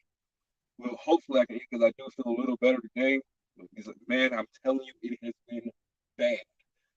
So like I said, and everybody's been wondering where I've been. It's just my own health and problems and everything like that. So, but I feel like I'm getting better as far as that go. I've been talking with my counselor and everything, so they've really been helping me out. And like you said, I feel better as far as that goes because this Rona stuff, that's what's been kicking me down. So Dub, let me ask, what Roni symptoms have you been having? Everything that nausea, headache, vomiting, diarrhea. I kept my taste and smell. Is weakness, dizziness. It is what the other thing? Fever, freezing, shivering. It's like, and then like So at you're night, basically a Pepto Bismol commercial, is what you're saying. basically. And literally, I have to buy new sheets for my bed in here because I'm using this because I would get up from sleeping and there'd be a wet imprint of my body. I was sweating so much. Like I tried my best to stay in this truck, and which I pretty much did. And I mean, it was just crazy. If I had to go into a truck stop or something like that, of course, people look at me crazy because I've got on the mask. I've got something. I don't know whether it's the flu, or the Roni, or whatever. Whatever. But they're looking at, are you okay? No, I'm not. Are you sick? Obviously. Well, what do you have? I'm sick. Shit. Bring my shit out. Get the fuck out of here. Shit. You know how Just give me motherfuckers my fucking Pepto Bismol and be done with it. and my motherfucking Tylenol severe cold. Let me get the fuck out of here, shit. You said, but they want to. You know how motherfuckers do. You saying they see something out of the ordinary and they want to talk. I'm not a talker. I don't like people. That's why I became a truck driver in the first place. But I do not like people. Yeah. All right. Back to news. It said George Floyd protesters injured by Minneapolis police reach a $600,000 settlement. Jesus Christ. You say now I definitely don't want to be a victim of police brutality, but 600K is 600K. Just saying. Hey, I'm white and I want that kind of money, man. Speaking of police, I say this all the time. People, when I ask this question, most people look at me like I asked them the square root of something. I'll sit there and say, when people use like when the left says defund the police, which is a stupid fucking phrase in the first place, but when they say stuff like stop giving the cops X amount of dollars for whatever, and then of course you got the other people, damn blue lives matter. Okay, so where's that same energy when they use your tax dollars to pay people for these wrongful death and excessive force claims? They're using tax dollars for that. Where's your energy for that? I'm just saying. Could be wrong, but I'm just saying. I just think it's bogus personally, but it is what it is. And You see, but that's the problem. You putting logic to illogical minds. yeah. And there's illogical people on both the right and the left, so I'm definitely not pointing one set of people out at all. I'm just saying it's like you're okay with giving state soldiers or gangbangers with badges free reign to run them up throughout the city, and you won't call them out. But as soon as a citizen stands up and say, "Yo, this is not right," and they get their ass beat, well, you should just comply. And then when they go to a courtroom, cop, you fucked up. $1 million out of the taxpayer fund. And everybody's like, the cop should have got off. What? Again, you putting logic to illogical minds. We just gonna pray for him. We just gonna pray for him. So how's everything been going other than stuff for the station, Lee? Fighting with Kia Bedford over some bullshit with my car. But other than that, if you out there and you have a Kia or a Hyundai, do not take it to Kia of Bedford. Find another Kia dealership. I'm fighting with GMC right now. I don't think it's fighting with GMC. It's just I have to get a headlight replaced on my 2012 GMC Acadia, and the bulb is $120 by itself, and then they want to charge you $150 to replace it because you have to take the wheel off and take out the wheel well to get the damn light bulb, which I've never heard of. That's like some bogus shit. I've never heard no goofy shit like that. Dude, all right. So check this out, right? Mm-hmm. So I'm driving down the freeway. Mm-hmm. All of a sudden, it feels like somebody's hitting the brakes on my car. Wow. My RPM stopped registering, and my traction control light comes on. Mm-hmm. So my dad is a retired mechanic, so I call him, and I'm like, "Hey, what do I do?" He was like, "Turn the car off, turn it back on. If it does it again, you got a problem. If it doesn't, you should be good to go." Right. So on my way home, does it again. Only this time the engine light comes on with it. Uh-oh. And I'm just like, okay, yeah, we Houston, there be problem. Yeah. So take it to a mechanic, hoping to God that it's something that they can fix, because a regular mechanic is cheaper than trying to take it to a dealership. Mm-hmm. They're like, nope, it's throwing codes that are related to recalls. You're gonna have to go to a dealership. And I'm like, okay, what recalls? Because I'm up to date on all my recalls. Mm-hmm. So he told me which ones, and I'm like, the ones that they gave me an extended warranty for. Yeah, this car is going back to the dealership that did the recall work, because you're going to fix your fuck up. That's crazy. They ran their own diagnostic, claimed it was a completely different code, unrelated to anything recall related, and told me it was going to be a $300 out the door fix. They call me back. They call me back a day later, and they're like, that didn't fix the problem. It's actually the engine wire harness. That's going to be $3,000. Oh my God. I'm like, you can keep the car. I know that's right. Yeah, I'll trade it in. I'll get another car. They refuse to finance me. Oh my God. I brought them 4 different co-signers, and they all still said, nope, we cannot finance you. So I'm like, okay, then you're going to have to put me on a payment plan to get my car back. That Never is heard back from them. hell. Sorry that you go through that, brother. Jesus. Oh, Well, it took me 3 weeks to get them back on the phone. 3 fucking weeks. that is And insane. so then my dad finally goes up there, and he's like, show me the RO on this car because I don't believe anything that you're telling him. It turns out my car's been fixed since the 2nd week of September. Wow. That the original part that they had to replace, the one that was $300, Mhm. the guy never test drove the car after he put it in, so we didn't know if the warning lights went off or not. Get the fuck out of here. That is, I smell a lawsuit. Yeah. I contacted the Better Business Bureau, and they're trying to sit there and say that I'm lying about what happened and everything like that. And I'm like, okay, I'll show you the original estimate from September, and I'll prove to you that this is what's been going on. That is crazy, my guy. Yeah. Yes. You about to come up on a big healthy bag. I hope so. I hope so. And plus, my car is one of the Kias that the Kia boys are trying to steal too. So, What? Wait a minute. The what? oh, you didn't hear about this? No. There's a group of motherfuckers on TikTok that are showing everybody how to break into 2012 to 2021 Kias because they don't have chips in the keys. So all you have to do is remove the steering column, and there's a USB port, and you can just plug a cord into it, and the car will start. Wow. Oh my. Yeah. Kia's got a multi-billion-dollar lawsuit going against them for that too, because people's cars are getting stolen left and right. I'm trying to. I mean, other than to commit crimes, I'm trying to figure out what the fuck you would need a want a Kia for. Now, I understand motherfuckers that want the Hellcat motors. Using, come on now. You want 700 horsepower? We get it, but a Kia? Yeah. Well, and that's my thing too. And I'm just like, okay, so like I have a feeling the original person who posted the video was just being like, hey, if you can't start your car, like if you forgot your key, here's a workaround. Yeah, but I don't think he ever anticipated that he'd be teaching people Grand Theft Auto. Yeah, but it's also like these active shooter drills. You understand?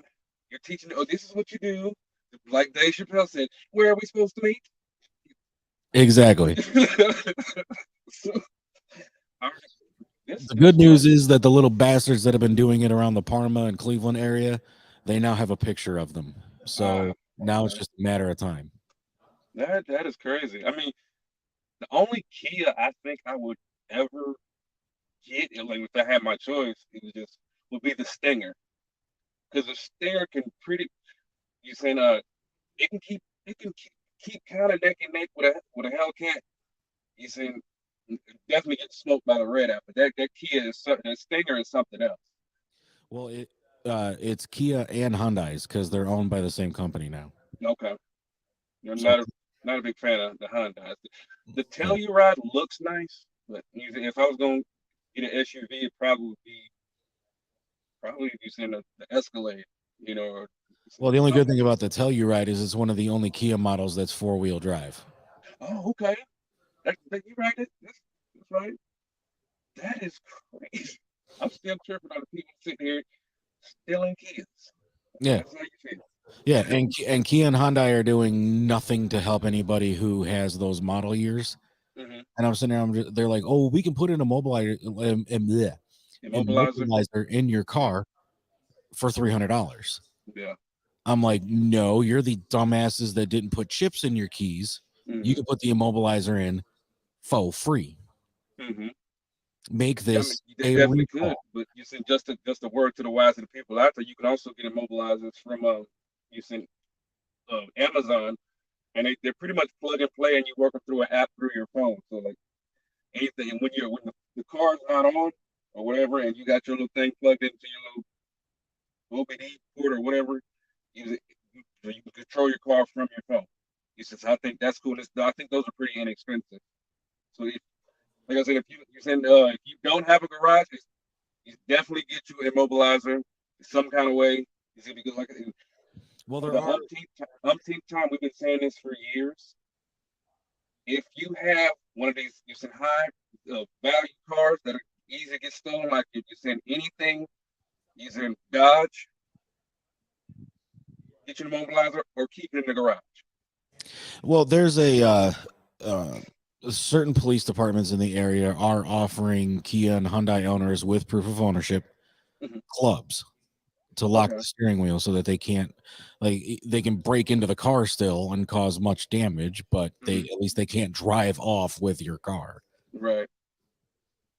I mean, that is insane. I mean, I get it. Look at the times when people are still trying to bounce back from the pandemic, and of course, people are stealing cars since before we were born. So, but it's just like you would think. Yeah, I know technology is getting a lot better, but come on, guys, we got to do a little bit better. It's a little bit better. And here's the crazy thing about it: they're not even stealing them to steal them and then taking them to chop shops or whatever. They're stealing them and then dumping them in just random areas. Yeah, So people are finding these cars with windows busted out and the steering columns destroyed. yeah. And I mean, like I said, I'm pretty sure they're probably using them to create small crimes or whatever. So like, I'm steal this car on the east side of Cleveland, then I'm gonna go over to the west side, and then you send them stick up a gas station or some shit like that, and then dump Right. the car. Right. Yeah. They found somebody in Parma, because obviously I live in Parma, so I'm in all like the Parma Facebook groups and everything. Mm-hmm. Somebody in Parma's car ended up on Fulton Avenue. Mm, They just left it in the middle of the street. that is crazy. Yeah. Let me tell you about this crazy thing that happened to me a couple of weeks ago. My wife, I love her dearly, but she's one of the most hard-headed motherfuckers I've ever met in my life. Oh, so you know my wife? Haven't met her yet, but I'm pretty sure your wife and my wife will get along greatly. But that's Hey, me and Don P got married the same day, right? yeah, I know. Yeah. I made sure I said both of y'all congratulations. You did. But we needed a new battery for our car, and I said I was on the roads. I was like, honey, just go get a damn battery. Using and her being hard headed, she decided to wait to the last minute. And using I live in Canton, so in downtown Canton there's a McDonald's, and that's usually where I don't know why in downtown any city that's where all the smokers and crackheads be at. But she she goes to pull in the McDonald's and it dies in the drive. So they help her push it to a little spot. He said, I get home the next day. But first off, she didn't tell me that the car died. So I get in the house, I asked where the car is. She said, I don't know. 5 minutes, I get in the shower and I was like, because usually when I ask her a question and she knows she's in the wrong, she tries to deflect and get angry at me instead of just answering the damn question. So I come out of the shower, I'm like, honey, what happened to this girl? What's at the McDonald's? Why didn't you just say it in the first place? Because I don't like you questioning me. Why didn't you like the question? Because I know I'm wrong. That doesn't make any sense. But anyway, so I get up the next day and I go down to the McDonald's. In my semi, I'm literally in the semi jumping my car off. People are looking at me like crazy as hell. They're like they've never seen. I mean, of course, then again, I've never seen nobody jump a car with a semi. But so I'm down there jumping this car off. I mean, and of course, I got every crackhead. You got $1? No. You got $1? No. Well, I see you got this semi and you're jumping your car off. You must have $1. I got an asshole to go get the fuck away from me. I'm not irritated at this point. Oh God. It's like, hey man, here, you want to know what I got for you? Here's your $1. I know that's right. But so like I said, we get it back to the house, and it was crazy as hell because I didn't have any jumper cables, so I had to go buy some jumper cables. So I bought some jumper cables, and like I said, and I pulled up an AutoZone with my semi as well. You see, like usually if I come somewhere, like with you guys, or you sent to an event or something like that, I usually take my semi and I go park it up near Lex, and I usually ride with him. He was like, "Why are you using your work truck? Free fuel." Boom. What the fuck you mean? He was just like, I cannot. He said, "You hear about Michael Vick supposed to be producing a docu-series on the evolution of black NFL quarterbacks?" I'll watch it. The hell yeah. And it's like the thing that still irritates me about him, well, not about him, but his critics. That man did his time. Now he works with the ASPCA, but you still are giving him shit over that dog shit. Well, I mean, I think it's the same thing with Roethlisberger. It's the same thing with Deshaun Watson. You know, any of those guys, once that, especially since they're in the public eye, Mm-hmm. you know, and obviously Vic was in the public eye because he was with the Jets, then he was with the Steelers, you know, all that. I think once that stigma is on them, it burns them for life. I mean, because even still today, people are still, you know, rapist burger and all that crap. And I'm like, dude, he was found, no charges were brought against Ben, leave Ben alone. Mm-hmm. You know, charges were brought against Deshaun Watson, but the Houston police is like, this is bullshit. Like, we can't convict him because he didn't do anything. Right. You know, but everybody wants to forgive Watson, but can't forgive Roethlisberger for some reason. Everybody wants to forgive Watson, but you can't forgive Michael Vick. It's the same thing, you know. And I hate to say it, but it's Cleveland Brown fans that are doing it. Oh, yeah, I know you heard that 10 of his accusers are going to be at the stadium In Houston? Or is the game in here? Cleveland. I didn't know the game was here. Well, wherever the game is going to be at, the 10 of Watson's accusers are going to be there at the game. Why? I'm just reporting the news. I think Colin. Kyle and Justin were just talking about that too, but I didn't hear the setup to it. I know they were just talking about, you know, they're going to be at the stadium drinking the free booze and eating the free food and the sweet. So whatever. But see, here's the thing. Okay, like if they all came to an NBA game, you said you can put all of them on, just get them on court seats. Now he has to look them in the eye. These heifers are going to be in a suite that not even you said the cameraman on the other side of the stadium can barely see. What are you doing? Like you said, free booze. Yeah, I mean, that's the only thing I can think of at that point. I mean, it's like, why else would you?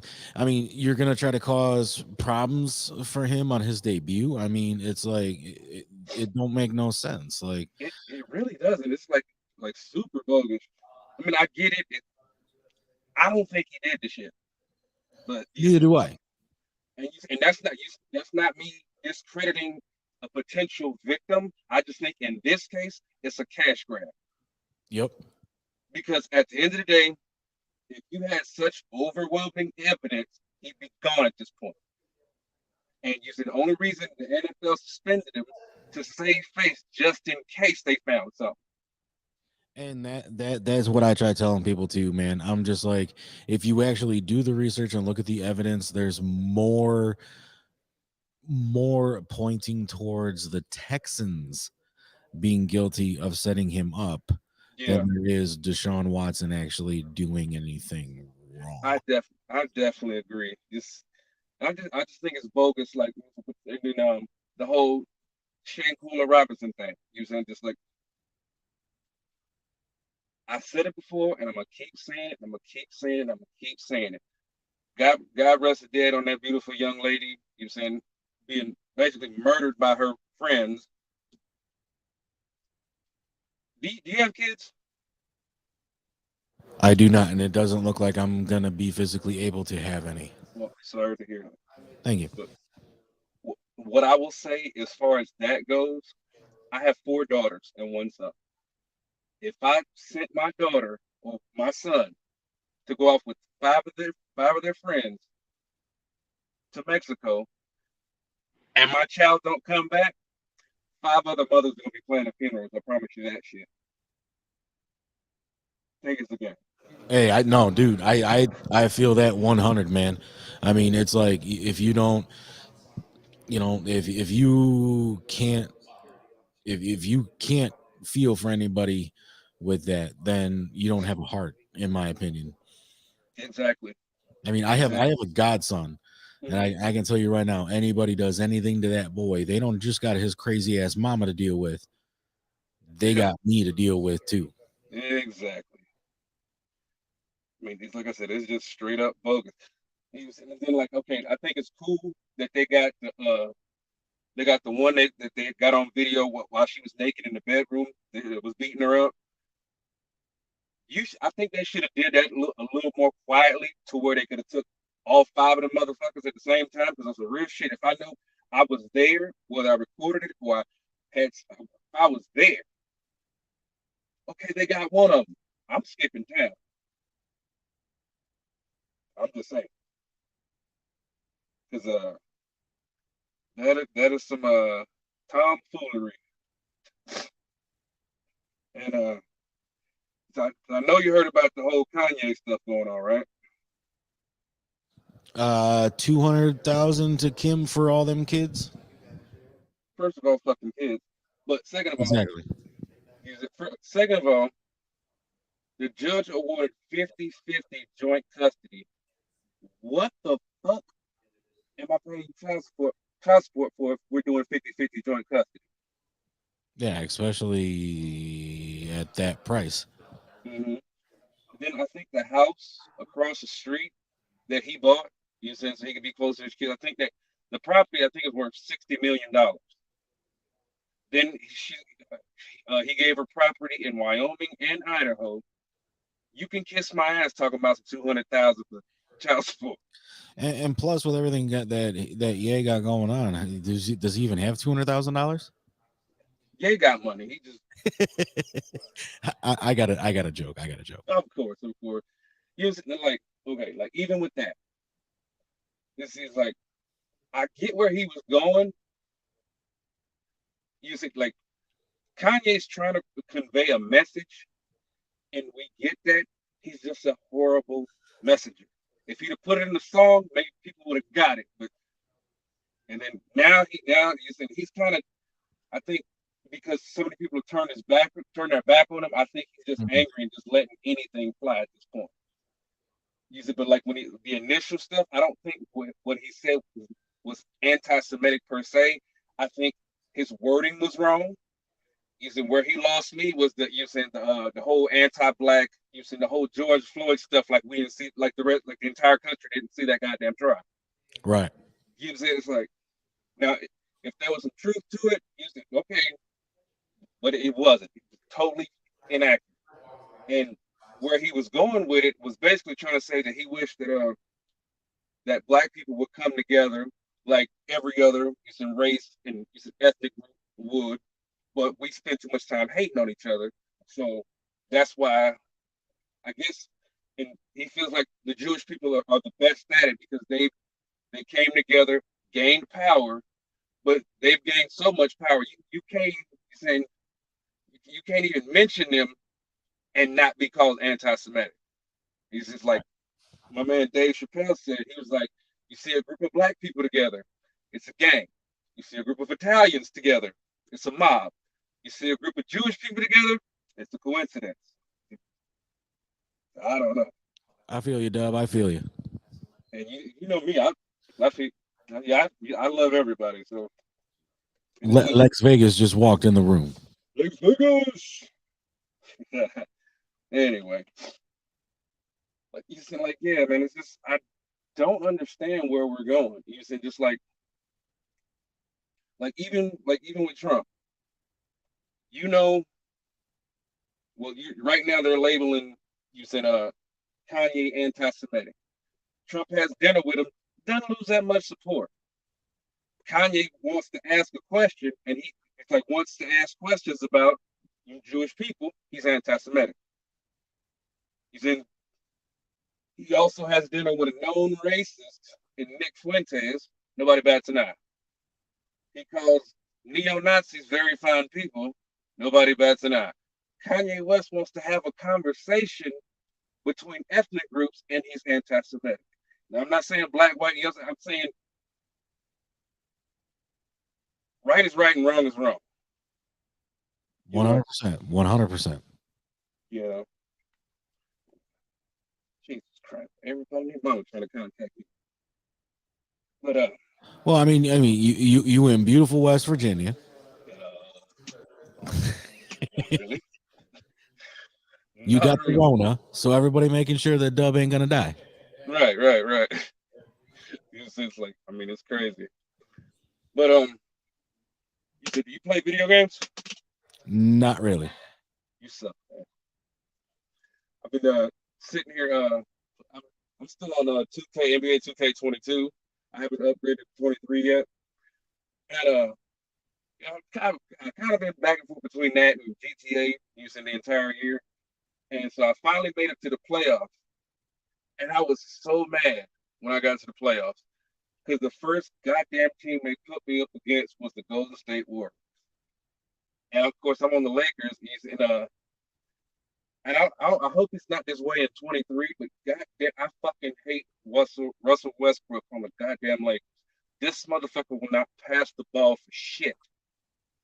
It's like annoying as fuck. And then he throwing up, him getting it. You're saying right up under the rim with the, he's in motherfucking Draymond Green or some shit like that, and try to shoot it. Motherfucker, you could have passed it. I'm like literally out to the side, ready for a three, and like I'm shooting like 63% from the field, but you want to hog the goddamn ball, fucking asshole. Can't even deal with you, motherfuckers. Can't even deal. Man. Oh, sorry, Lex was talking to me. Did you ask me a question? No, I did not. Lex said my bad. It's all good. Okay. Nah, I think the last video game I played was probably. Actually, you know what? I bought the Ninja Turtles Cowabunga collection so I can play all those old arcade games that we used to play when we were kids. Mm-hmm. Oh, this is a conversation I did want to get into with you because usually, like from time to time, I send you some Ghostbusters stuff. Right. What is your deal with Video Bob? Okay. This is gonna sound like a slam at Video Bob, but Video Bob did it to himself. Mm-hmm. For a while, Video Bob was actually somewhat renowned in the Ghostbusters community. People would go to him for props. People would go to him for things like that. Then his props started falling apart. When people are paying top dollar, we're talking 1,200-1,500 for proton packs, 500 for traps, stuff like that. Supposed to be top of the line shit, supposed to be, not supposed to be falling apart or exploding even. What? Because he would put the wrong battery in it and he wouldn't wire them properly, things like that. Then he builds a replica Ecto and tries selling it on Pawn Stars. I saw that. And Pawn Stars kind of was just like, what are you doing, dude? This isn't the actual car from the movie. This is just a replica. You're not going to be able to sell it. And he's trying to sit there and was trying to play it off as a screen used. But all the screen used Ectos except one from the original two movies were destroyed. And they were able to prove it was even the wrong year car. Wow. Then he comes back with a proton pack that he built. Mm-hmm. Again, not a screen used prop, not anything that they would be able to sell. It's just a replica. Right. So everybody's just like, look at this idiot trying to sell these replica props that aren't screen used, aren't signed by the actors, aren't anything like that. So these people ain't gonna want the shit. Mm-hmm. And then he comes back with a DeLorean that he built. And they're like, dude, you again? Like, seriously? Like that DeLorean was badass though. I mean, it was a replica, but I think that one, at least it looked like it was done well. I mean, I'm not gonna say this because I'd never be able to pull it off, but the DeLorean's kind of easy. Whereas in Ecto, there's moving parts and stuff like that has to be on it. Whereas everything on the Ecto or on the DeLorean just lights up. Mm-hmm. But that's neither here nor there. Lex is like leaning over me and trying to watch you on this tiny what ass. What up, brother? He said, "What up? What up, Dub? Chilling. Feeling a lot better. You say what's up? Okay. No, okay. You just want to say what's up. He said, so what is your take on his you said his other builds, like the 18 van or Video Bob is going to be Video Bob. I mean, Gotcha. that's all it is. I mean, he's blacklisted in the Ghostbusters community for the stuff that he pulled, and that's about it. Like, there's literally, if you go to a website called gbfans.com, there's literally a whole section on the forum dedicated to Video Bob. Wow, Yeah. that's crazy. Definitely don't want to be him. No.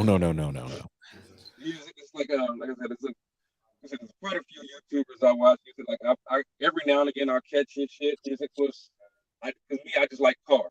Yeah. Like like I said, right now I'm watching CJ on 32, Stunner Reese, Rail 2 Real, Corey SSG, the Goon Squad, and just a few of them. Like I said, like I was telling Buck when I did my Thanksgiving show, you said Rail 2 Real is giving away I think an '86 box Chevy. He's getting it LS swapped right now. I think it's with a 6.0. And he's going. I think it's 28-inch. He's saying 28-inch rims and stuff like that. CJ on 32 is giving away a 2022 C8 Corvette.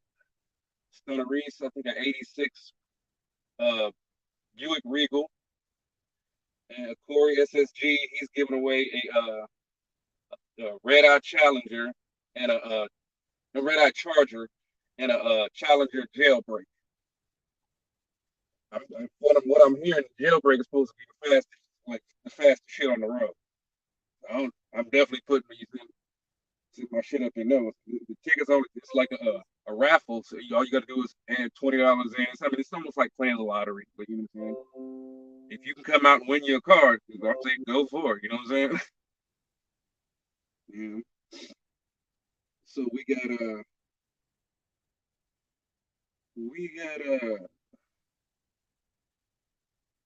LSU at Georgia. Definitely watching that game. So who you got for the college games this weekend?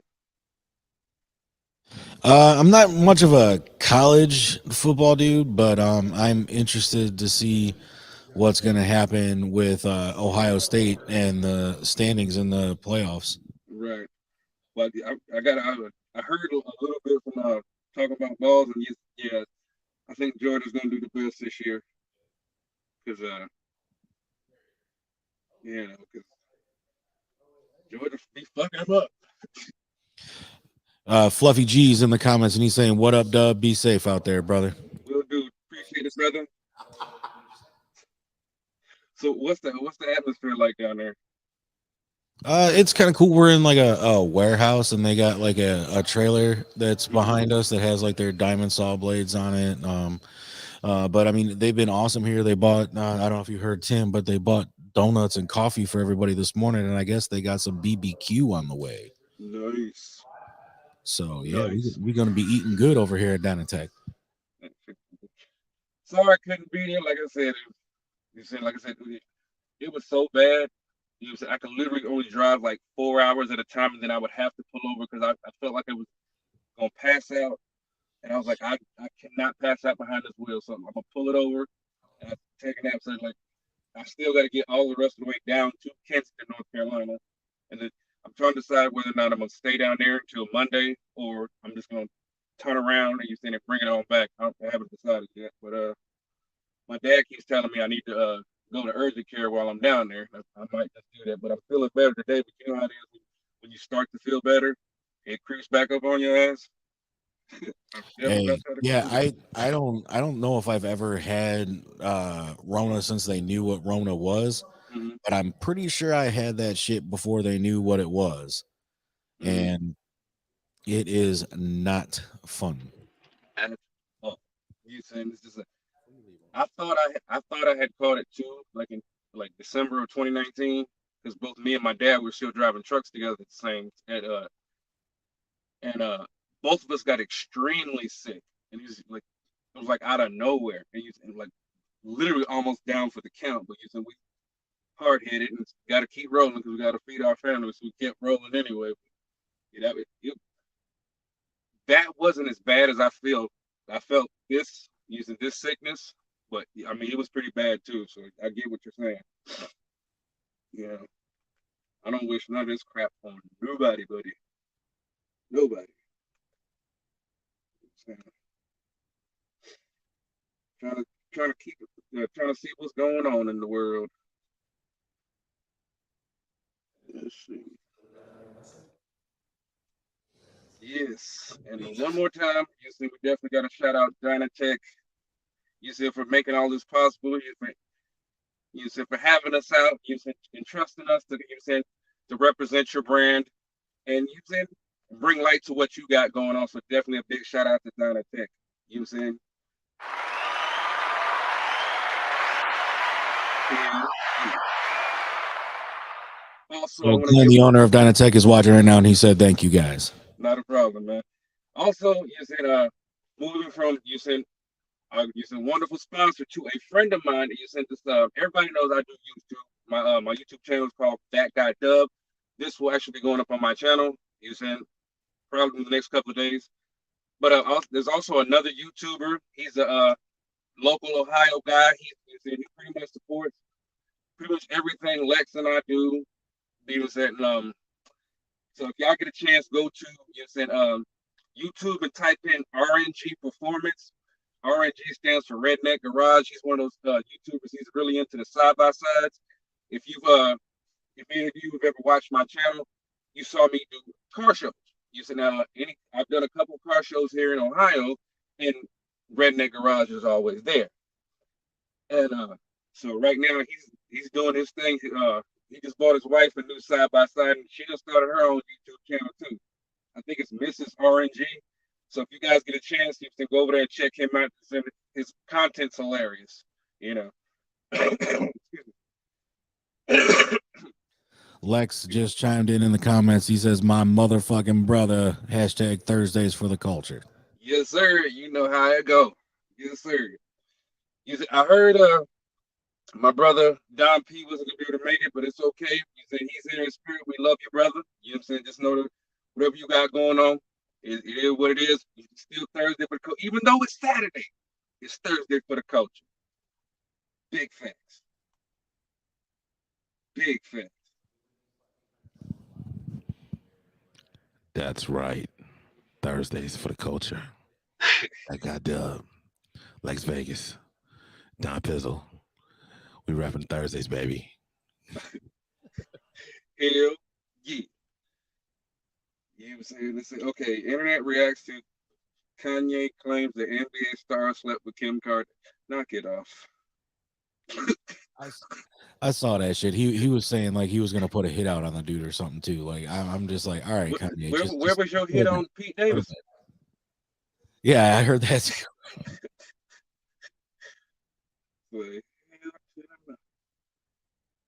Boy, I ain't even gonna cap to you. I'm wrong for saying this, but my give a shit meter is factory defective. Khloe Kardashian looked like OJ Simpson. I don't give a shit.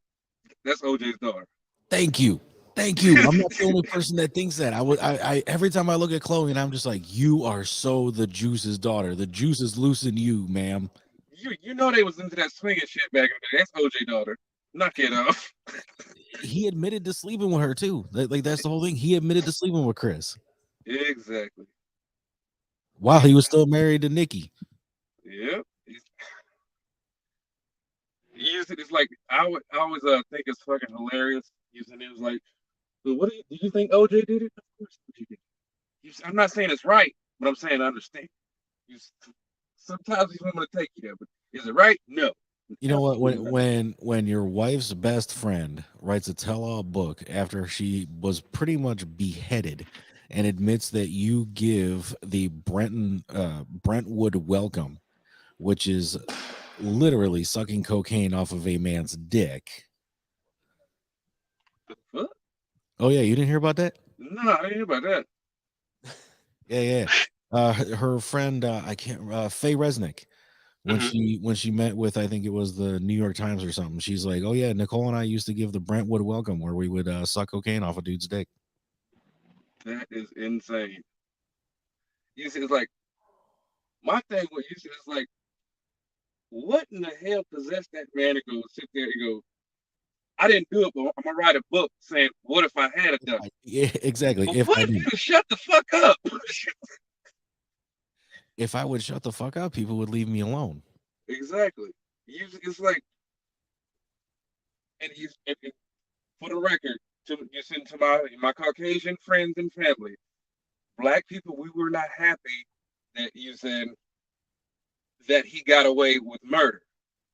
We were happy because at the time, most black people didn't get off on shit. We were happy somebody beat the system because we all know it was some bullshit. You said we be sitting there lying like a motherfucker. We said, nah, he ain't do that. That motherfucker did that shit. Fuck that. I had to go cap too. Can't even. So what else? What else is on the schedule for today? Leave money. So as soon as you jump off the air, Lex Vegas is jumping on the air, and he's going to be closing out the show. And I hear Lex is going to be bringing Glenn from Dynatech on. So Nice. We'll definitely but he make sure did say he was taking your part of the barbecue since you are in West Virginia. Well, all right, that's fine. And I mean, what can I do? Because even if I turn this truck around and went back up there, I'm at least 2.5 hours from Cleveland. Yeah, we be gone by then.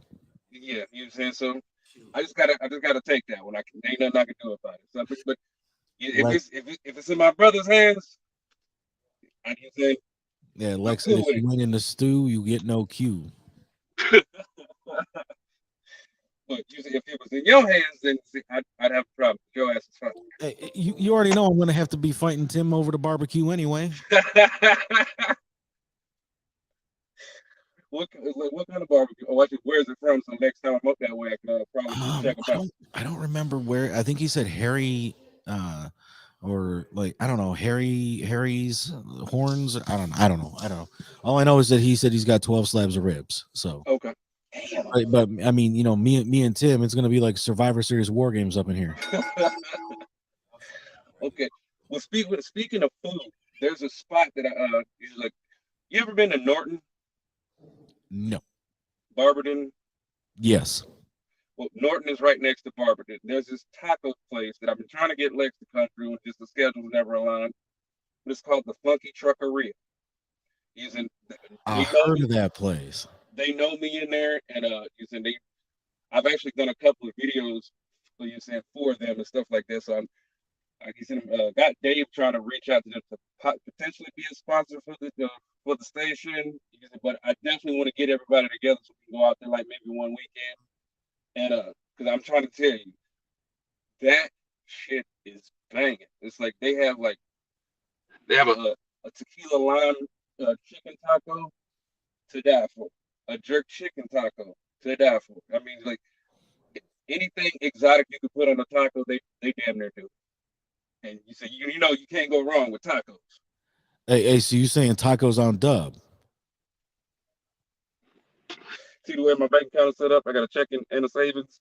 And my money's in the savings. I mean, all I heard was I want to take everybody to a taco spot. So I mean that means the bill's on Dub. Well, I mean, we'll have to wait till tax time for that. Then so y'all motherfuckers look like y'all can eat. Fuck that. I mean, you've seen Timbuktu. You see where I'm going with this? I do see where you're going with this.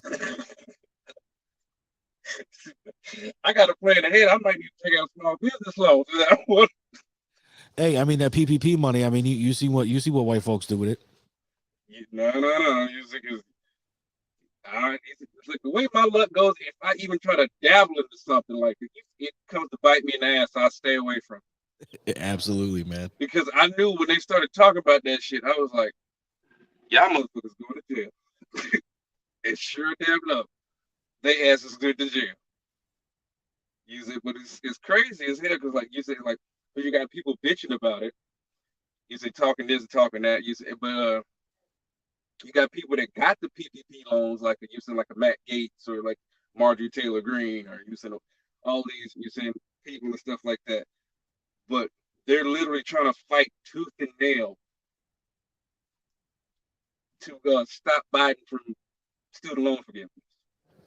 dude. And if they do, I'm gonna be pissed because I'm part of that, man. It's like, okay, the PPP was a government program. When you get, you send loans for college, that's federal government. You saying you got your loans forgiven for your PPP stuff. Why can't somebody, you saying, get forgiveness for their student loans? And you said they're talking about, look, well, you said they're going to give it to doctors. The doctors are going to get their loans forgiven. There's not a doctor on this planet that makes less than $125,000 a year. Knock it off. On God. Your stupid ass argument is irrelevant. It's like, I was like, oh my God, but that's what they're out here doing. They sitting there, the red herring. It's like, look over here, look over here. Yes, I got 400 something $1,000 for my business, but how dare they try to forgive your little 10,000, even though your total student loan debt is probably about $60,000, $70,000. But no, no, no, no. It's like, make it make sense, Pimple. Jesus, I do not get that shit at all. Yeah. But anyway, oh, well, you guys, it's been another fun time with that God Dub. Make sure you follow me on YouTube. You like, share, comment, subscribe. Click that bell, turn it to all. You know what I'm saying? It's been a wonderful time being here with my man Lee Money, getting it done. You say shout out to Hey. Dynatech again. My big brother Lex Vegas is up next. It's about time for me to start this truck up, hit the road, and get it done, man. I love y'all guys. Lee, baby out, baby. You know, where the fuck Dub at, man? Where the fuck he go? Here I am. You looking for me? Yo ass is boy, that guy Dub, and I'm back with another video. What's up, YouTube? Welcome back to the channel. I'm Deuce from me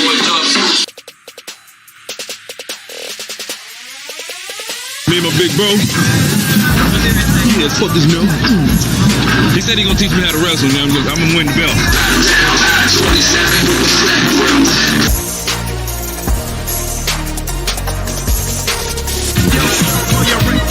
Cause I'm back for ya.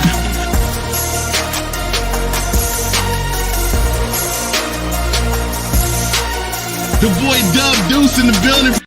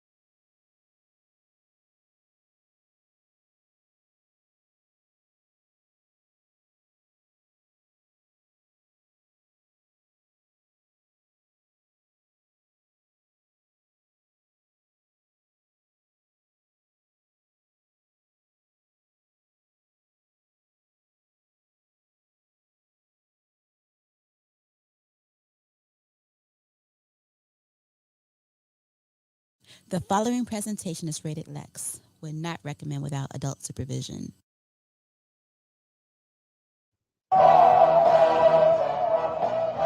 Hey, yo, Day. Hey, yo, Day. You ready? You ready? You know I'm ready. Hey, collab. Hey, collab. You already know we ready. Turn the motherfucking music. Let's go. We in the land and we rockin' with Lex Baby.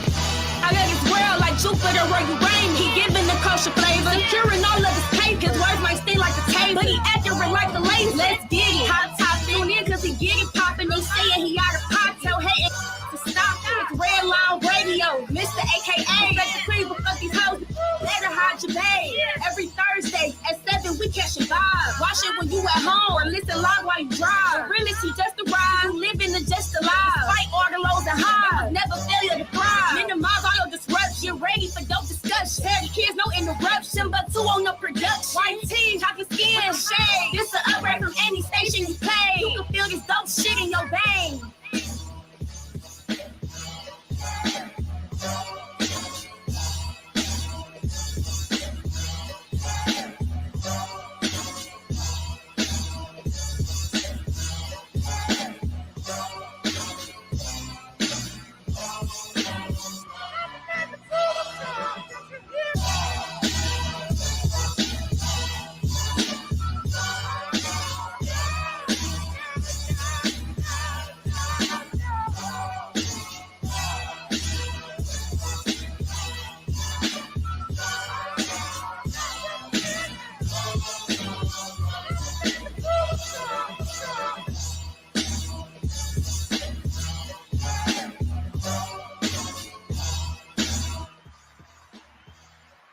Wait a minute.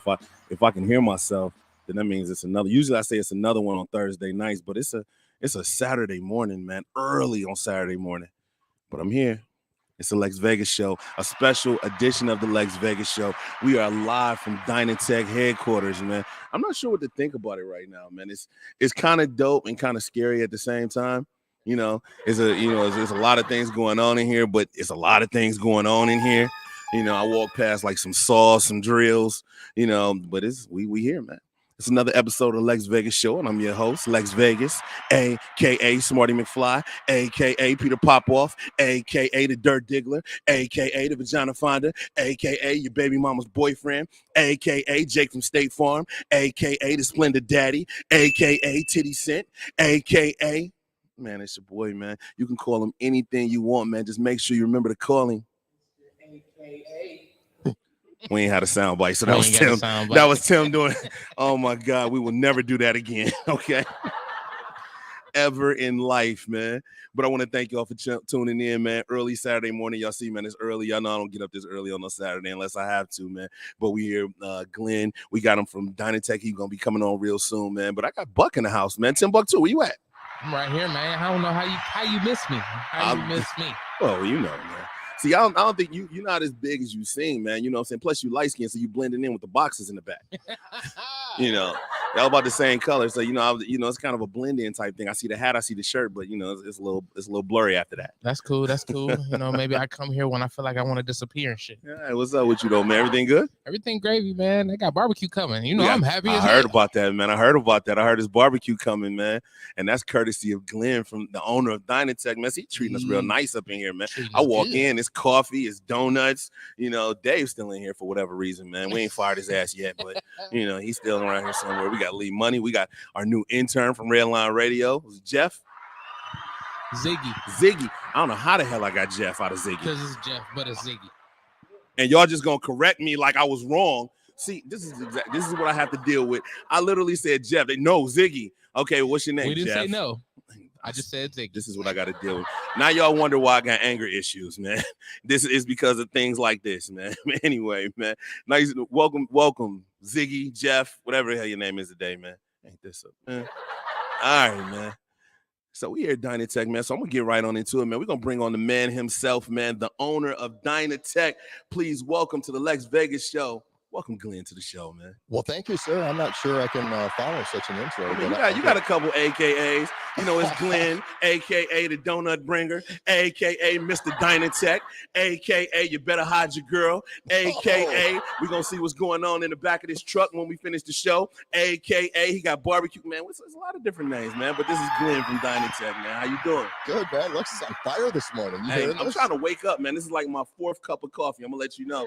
So my caffeine intake has been through the roof. All right. I'm gonna have a hell of a crash tonight.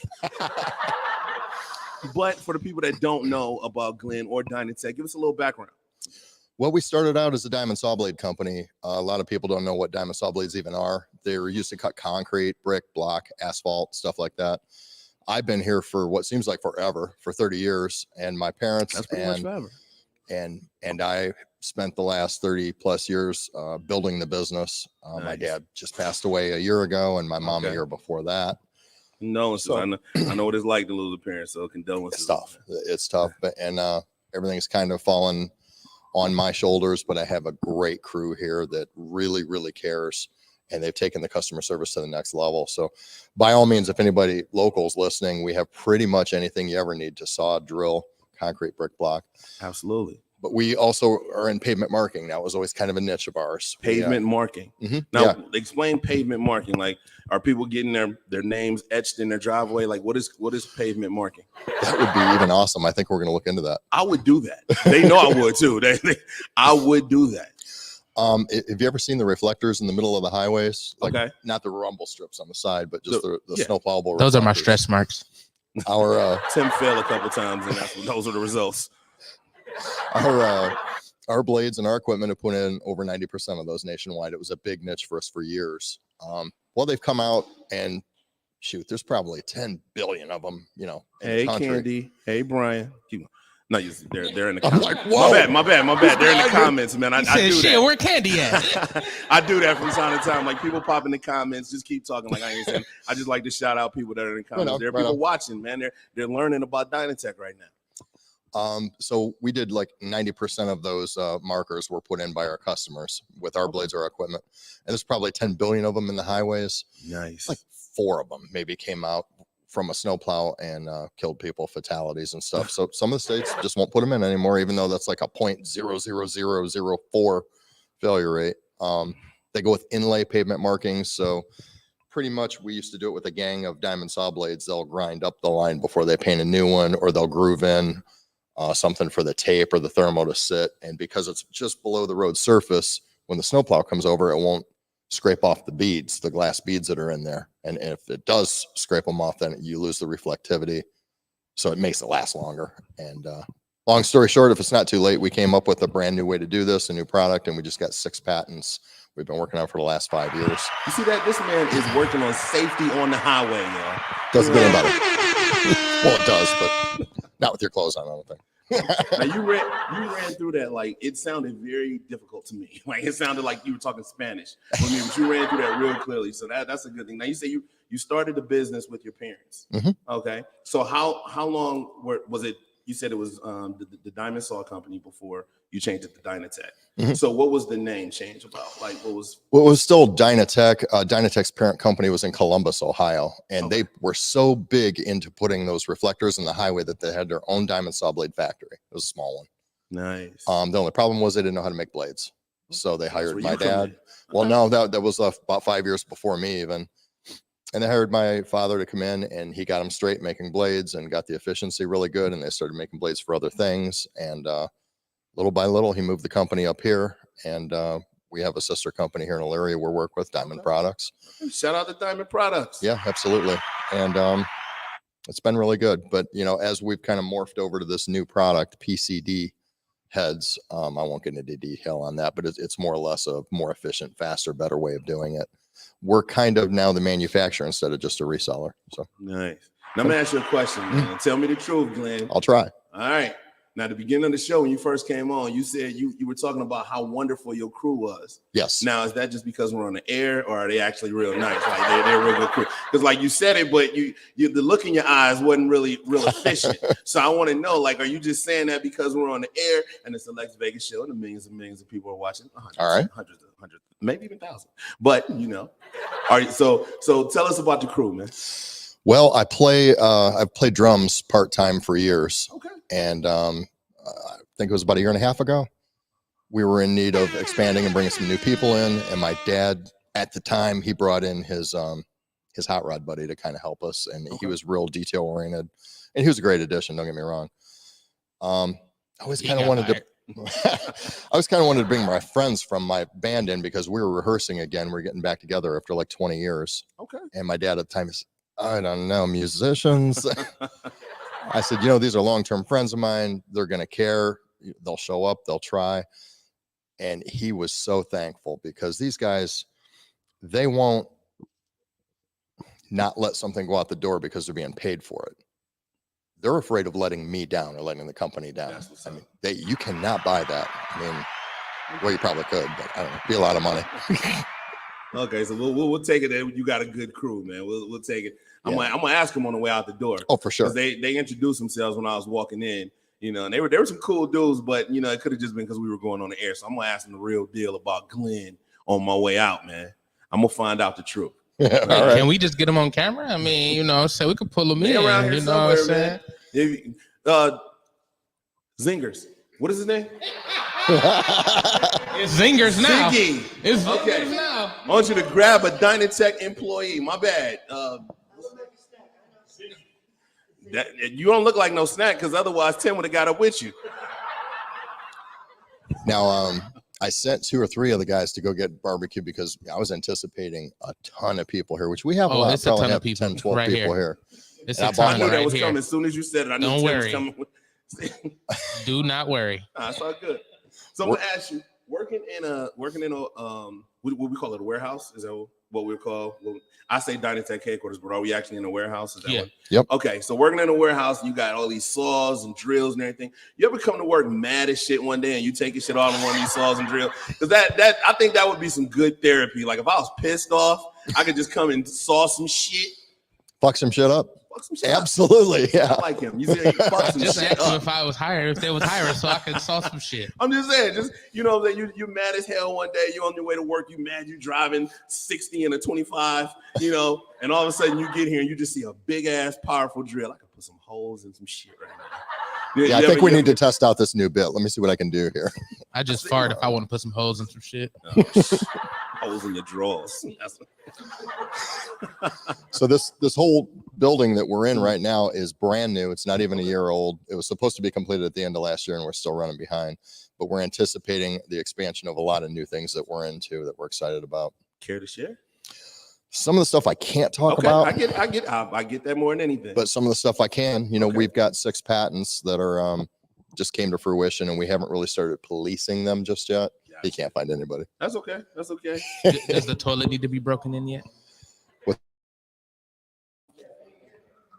Well, I had 2 or 3 leave first thing this morning. That one guy had something going on.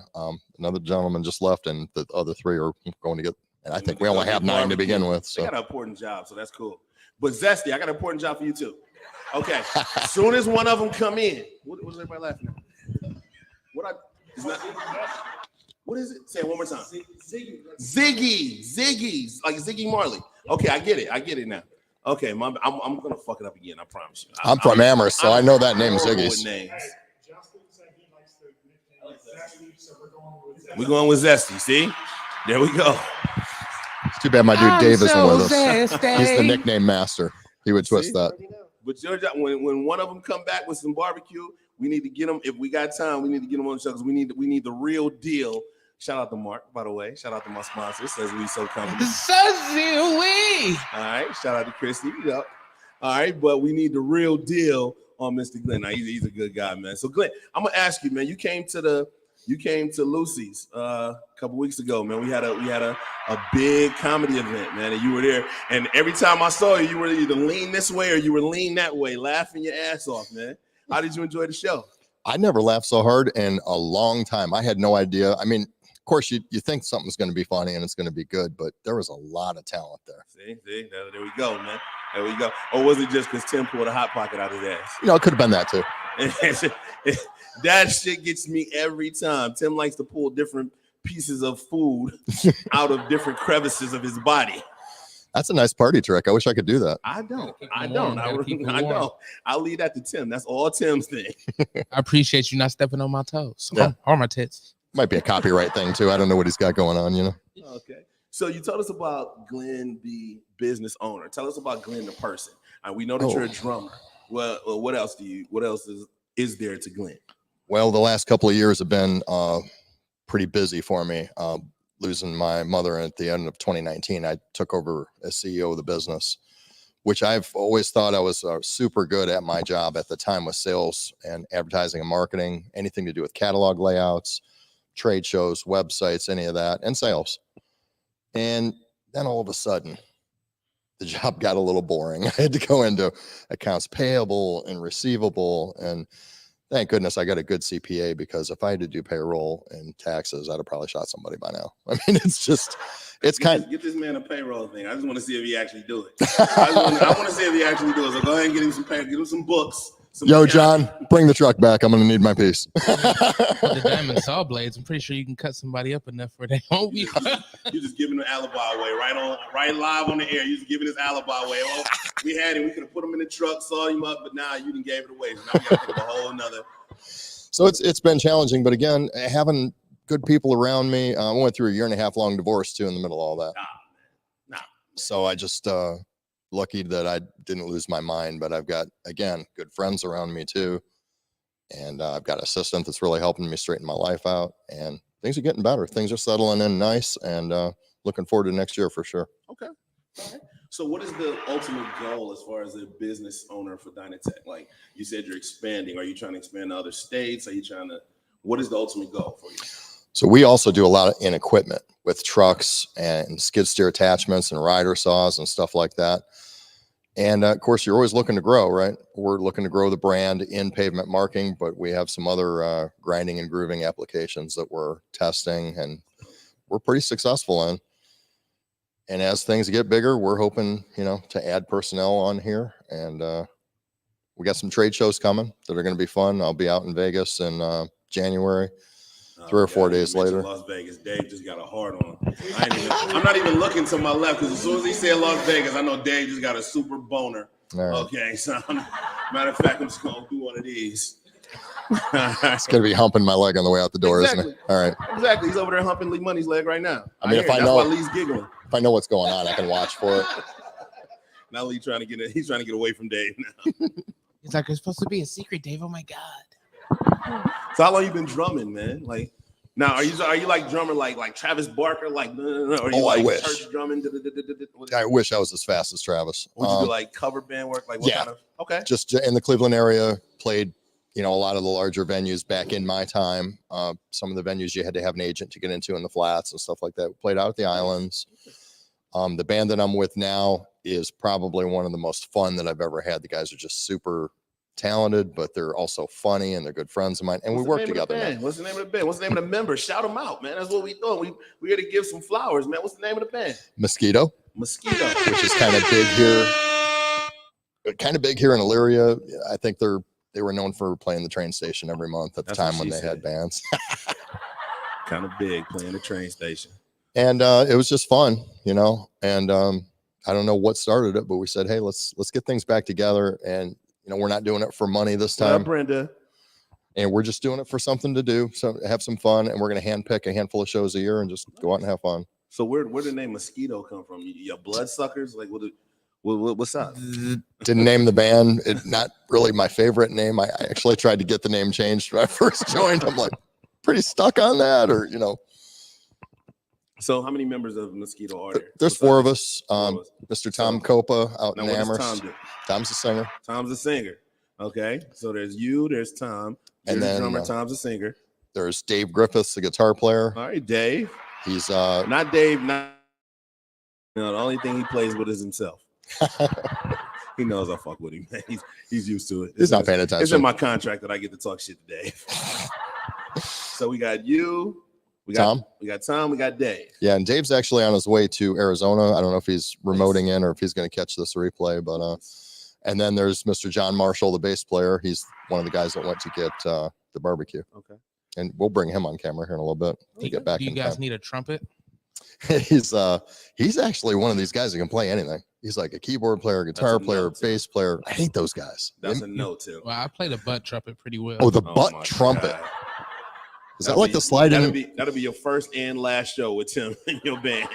Is that the sliding meat whistle? Do you do that one or the sliding meat whistle? Harry bagpipes. I don't know, but I'm about to come up with. That's hard. I'm about to get with that. I'm about to figure that out. Hey, girl, you want to give me this sliding meat whistle real quick? Holy, what is a sliding meat whistle? It's not what I want it to be, I'm sure, but I'm gonna make it something way different than what it's supposed to be. I'm letting you know that now, and I'm gonna shout you out every time that I use it. All right, but girls play it very well, especially in the middle of it, like your girl giving you the sliding meat whistle. Shout out to Glenn. I need to understand. What is the sliding meat whistle? I have no idea. Okay, I think it's right there with the Harry bagpipes, though. I think it's the same thing. Bagpipes. Oh my God, I'm definitely in Illyria. I'm definitely in Illyria because I ain't heard none of this shit, but it sounds like some Illyria shit. Tip your bartenders and waitresses. I'll be here all week. So we got to put Glenn on stage one of these. Glenn a funny dude, man. Oh yeah. Oh no. Oh yeah. Oh, you already showed us you're a funny dude, man. So we got a lot of events coming up. So we got to throw Glenn on stage one of these times. I'm sure you can give us 5 minutes. Good 5 minutes. Good 5. If I could show my titties on stage, you could say a couple jokes. I don't know that I could pull a hot pocket out of my rear end, but Have you tried it? I'm not knocking anything that I haven't tried. Obviously, it must be enjoyable. It's more than hot pockets. I've seen him pull phones out his ass. I've been around Tim way too long. I've seen too many things come out of his rear. But you know what I'm saying? It ain't got to be just a hot pocket. He can pull a chicken wing out his ass once. All type of shit. Literally warm. Literally. I'm thinking you could do a surf and turf sometime with shrimp and steak. That's the last time. Yeah. That's the last time I'm ever booking you for a show. If you pull surf and turf out your ass at the same time, that is the last time I'm booking you for a show. Stay tuned to the next show. That place was that Lucy's was a seafood steakhouse. I was a little nervous, what might happen. So maybe that's why I didn't eat that night. I was, for whatever reason, they were giving away free food and everything, and I'm just like, I'm not even hungry. Like, I'm not even gonna eat. Now I understand why. Because if I would have eaten, you would have just told me that, I'd be earling right now. I wish I'd have known. I'd have got your meal. You could have. So you got any events coming up, like with your cover band? No, actually, with everything that I've been doing recently, where they've been kind of laying low and laying off of me, and you got to get back at it, man. I did. I gave him the green light last week. Guys, we can start rehearsing again. It's not a problem. It's all right. After the first of the year, we're doing Fridays here, so y'all are welcome to hang out anytime. It's a good time. Have a beer or two, or if you know how to play anything, you can come up and play with us if you want. Cool. I'm playing the butt trumpet. Oh fuck, see, not you. Everybody but you. And don't invite Dave either. I told you what he played with, so you might want to watch his. You might want to watch his stuff. You missed that portion of the show, Dave. Oh, Dave's like, all right, I'm gonna catch that on the replay. So what am I looking at right here? You got Dynatech magazines or yes, what am I? Catalogs. You guys, basically. Catalogs. Okay, if you got your own magazine, I want to be on the cover. This is like equipment, some trucks and stuff that we build. I could pull a saw blade out my belly. Oh boy, perfect. I don't know if we have. Yeah, I guess we could work that in the budget somehow, huh?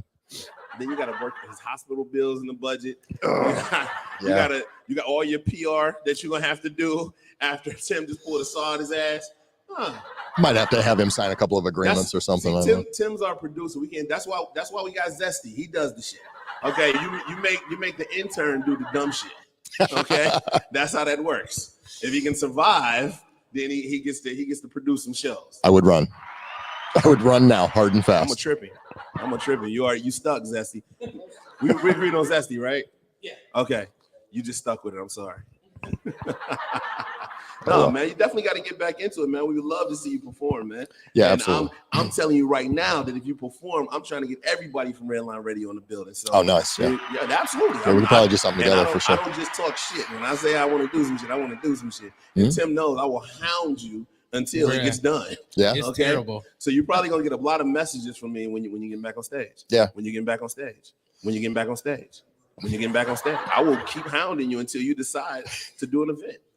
We did. I'll tell you a quick story since we got a minute. What do you think? We did our first show real close to my house. I live on a small golf course in LaGrange at the clubhouse. Paid. See that? I live on a small golf course on the greens. I live in a small apartment in Bedford. Okay. I live in a small closet under the steps. I live in a small corner on the green. Okay. So they had not had bands there, and we were the first band they had there in a long time, if ever. And guys go, all right, this is gonna be our show. This is gonna be great. And I brought 230 people, which is a lot of people for a small deck. Right before the show, everybody's telling me, I'll see you Saturday. I'll see you Saturday. So I told the guys in the band, I said, we might want to think about hiring sound. Oh, I don't know. They're not, it's not in the Tracy. budget. What up, Shy? Keep going. Yeah, I see it, man. You'll get used to me saying it. Like I see it, yeah. Every time I do it, he looks down at his phone. He's like, "What the hell is he talking to?" So anyway, we hired sound company who the guy's now a friend of mine, and we blew it out and sounded dynamite. The guy he's very talented. I'm struggling to think of I don't know why I'm drawing a blank. His name's Jeff Coates. Bonsai Sound here in Cleveland, Ohio. Bonsai Sound, okay. Shout out to Bonsai. And we knocked it out, and I had people for the next 2 weeks, saying, man, you guys really sounded good. And I said, well, thanks, I appreciate it. I go, no, really, like I knew you guys were being good. You really sounded good. I said, thanks. And we come to our next rehearsal, and the guys are all with their chests out. Yep, we sounded pretty good at that gig. I said, yeah, we did. You do know that could have just as easily went the other way, right? And like, what do you mean? And I'm like, and it was a nice little PA system, but you get one guy that can't hear, and he kind of screws up a time or two, and it just starts snowballing. So, the reason that we did so well is we had this guy, running sound. Okay. So from that point on, that's the way we've been doing it. Okay. So what is it going to take for me to get you back on the stage, man? Oh, we're coming. I'll make it happen. We're coming. It might not be for a month or two till we book something, but it's coming. I got time. I want to see you on the stage, man. Whenever it is, we are there. Unless it's a Thursday night at 7:00, which the Lex Vegas show is on Redline Radio every Thursday. I'm about to say Saturday night. You got me up early. I told you early. Every Thursday night at 7 p.m. on Redline Radio. Mr. AKA. We definitely got to get a sound, but Zesty. Go out there on the street and find some chicks and tell them to come on in. And we need another sound bite, like show a nipple or something. Usually I would send Tim, but the last time I sent Tim, like we had an overcrowd of people and we couldn't let nobody else in. So we need to, you don't look like you have attractive nipples. So we just want one or two. I feel like we need to use that in moderation. That could be a little too much. Oh man, no, Tim, man. You got anything to say to Mr. I want you to ask him a question that we usually ask on the Lex Vegas show. Oh boy. At the end of the show. You want me to ask it now or at the I want end? you to ask him right now. All right, so this is my favorite question. Now, sorry to see you go, Glenn. And he's divorced. He's Exactly. divorced, so he can answer. So I don't have to ask any other way. You don't have to put the disclaimer out there. Exactly. So say there are two celebrity women that you could smash. Who giving you that ass? You see his eyes? He like only two? Shit. Who is giving you that ass?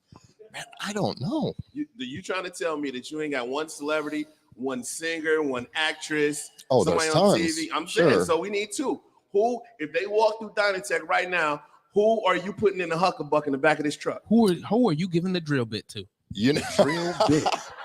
Extra length, right? Drill bit. Extra length. See? Man, I got to go with, and she's older. She's my age, Jennifer Aniston. Jennifer Aniston. Sure. I'm not mad at that. I'm not mad at that. She's come up on the show a couple of times. Jennifer Aniston. I'm not mad at that. So now you got another one. Look, Don P said, not the question. Oh, yeah, everybody gets this question. We want it because it helps us know a little bit more about you. Okay, so we know that you would smash Jennifer Aniston. You put her ankles in the back of her head. Okay, and then tell her we're just friends. Right. That's a Lex Vegas move. So you got Well, there's one so muscle, much I'm holding in right now. Don't hold it in. Fuck that. I It's have the to. time. I have It's to. the, he's a I can't business get in owner, trouble. so he gotta keep it. He gotta keep it PG. All right. So Jennifer Aniston, we know you like Jennifer Aniston. Who else? I feel like they're all older women that I'm picking. You know, I'm trying to think of I somebody love Betty younger, White. but Yeah. When Tim she passed, said Betty White, so you can't get much older than that. listen, Okay. I still will you know suck her what? On the toes. real, I was going to say Gwen Stefani, but on the real, I thought I he was couldn't. about to say Dwight Howard. I was about to get up and leave. Oh my God! It sounded like Dwight was coming out his mouth. I was literally about to take these headphones off and get in my car and go. Okay. I'm not leaving without that barbecue. So You could have had my barbecue. Lex. Okay. Lex, they can't taste that bad. Women do it all the time. Come on.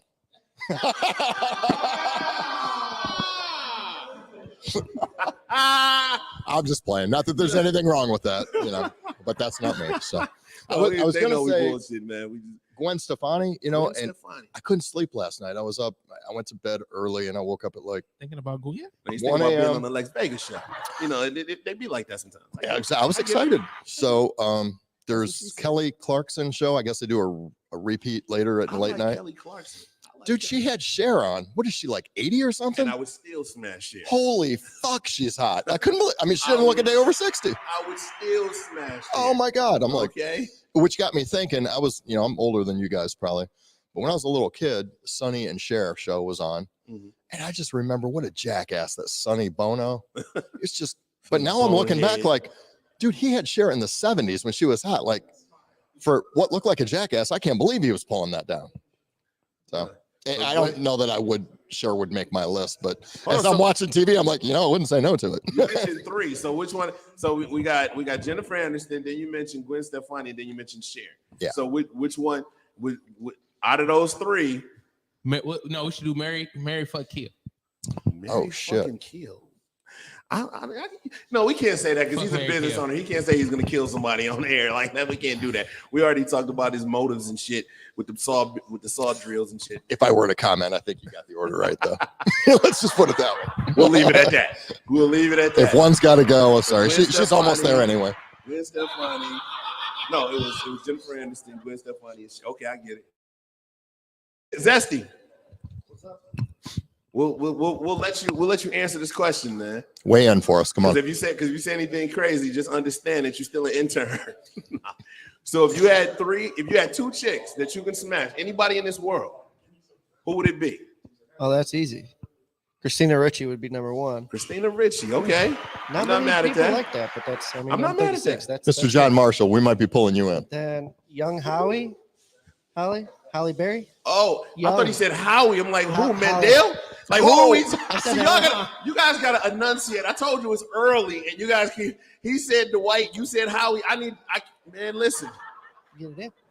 Get it in. Okay, that was your response. Okay. Young Halle Berry, man. Young Halle Berry. I'm not mad at that. She came up, I think, on Thursday. She's from Elyria, right? She's from Bedford. Well, she went to high school in Bedford. I don't know where she's actually from. My- but she went to high school in Bedford. Her picture is actually up on the wall. Yeah, my In Bedford dad's High wife, I guess, knows their family here in Elyria somehow. Tell them to hook me up.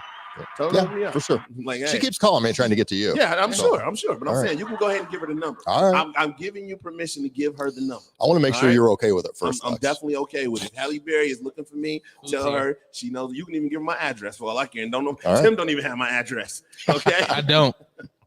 All right. So we got John from Dynatech. He's trying to sneak by here because he got a 6-pack in his hand, but you can just put it in my car. You can just put it in my car. Come on over here, John. Come on over here, John. We have to get him a chair. What's up? How you doing, man? First up, we met when I came in. I'm Lex Vegas, host of the Lex Vegas show. We said we were waiting on you to come back. We know you went and got us some grub. You know, stopped on the way for some cocaine and some hookers. We're good. With Absolutely, that. absolutely. All right. Where they at? They in the truck. Well, we dropped them off. We're done. You selfish mother. He's not funny, but he's quick. I like it. I like it. So just introduce yourself. We're on camera. There's our cameras right here. You're officially on the Lex Vegas show. Awesome. All right. We thank you for dropping in. I'd So love to be introduce here. yourself, man. My name is John T. Marshall. John T. Marshall. Thomas. Okay. And I've been friends with Glenn here for 30 plus years. We've been bands together, what have you. Okay. And then He was telling us a little bit about the band, man. He told me you're the weak link, man. He said you Yeah. got to get voted off the island. Well, wait a minute. No. That ain't. Nah, that's what I heard. No. We're the guys that make the singer look good. That's all. Okay, that works. That works. You know, But he we're didn't actually rhythm call you the section. weak- Rhythm He didn't section. actually call you the weak link. He actually told me that you're a very, very what do I want to say, loyal guy. That's Yes, what he said. He said absolutely. you guys have been friends Absolutely. for a very long Multi-talented time. too. Absolutely. He's one of them guys that knows how to play a little Okay. bit of everything. So what do you do here at Dynatech? Whatever he tells me to do. Oh no, you did not just go there. Come on. Well, I mean, you did send him on a food run. You know, you did say like, You did you know, volunteer, yeah. Yes. So When we get stuff back from, I don't know if he went through the process of the brazing and stuff like that. he's talking about these plates that are on the heads I was telling you about. Mhm. Yeah. Oh yeah. Steel, the steel plates. We woke Tim And, up, didn't we? We'll get them back from one thing, and then we'll sandblast and paint them, put these heads together, ship them out, all different things, and then whatever else needs to be done. You're a man of many talents. Whatever needs to be done. You need somebody like that. So he's basically your right hand. Is that what we call him? Basically, he's I would say production was the title we were joking Oh, production supervisor. There it That's is. our other buddy. production supervisor. That's Mr. Dave Griffin. So it's just something you made up. So when y'all made Lee station manager, that was just something y'all made up. It ain't really a thing. Is that what y'all? So it's not really a thing. It's just something that you joked around with and decided, it sounds good. Okay, I get it now. This sounds important. I understand. He sounds important. What- So what- you're basically another Lee Money. Yeah. Holy shit! Don't say yes. Whenever Taking anybody notes. says if you're another Lee Money, say absolutely not. Oh, okay. Fuck That- no. Fuck. There you go. See? How's that? There you go. Up top. There you go. He's learning. He's quick. Like he said, he's quick. Like you said, we've been friends for so many years. He's the boss, but we don't treat him like the boss. We all work together, and it's Until awesome. some shit get fucked up and he's pissed. Well, yeah, it's normally not my fault. Oh, all right. It's always somebody else's fault. Right. It's not my fault. Lee is turning red as hell over here in the corner. But yeah, and, he was looking for some help. I wanted to get out of what I was doing, and said, "Here I am. I'm here for you. You know You want to me." get out of what you were doing. Now you weren't like in a chick at the time. Like No, you wanted to no, get no, out of no. what you were doing. Work-wise. Oh, work wise. Okay, Yeah. I'm just saying. 'Cause sometimes like Tim calls me and I send him a text like I can't talk right now. Well, no, not that. But That's later. I know what That's you're later. talking about. So you tell us about what you do at Dynatech. Now tell us more about John the person. Like, what do you do besides you're Dynatech, and then you're a explosive band. What else? What is there to John?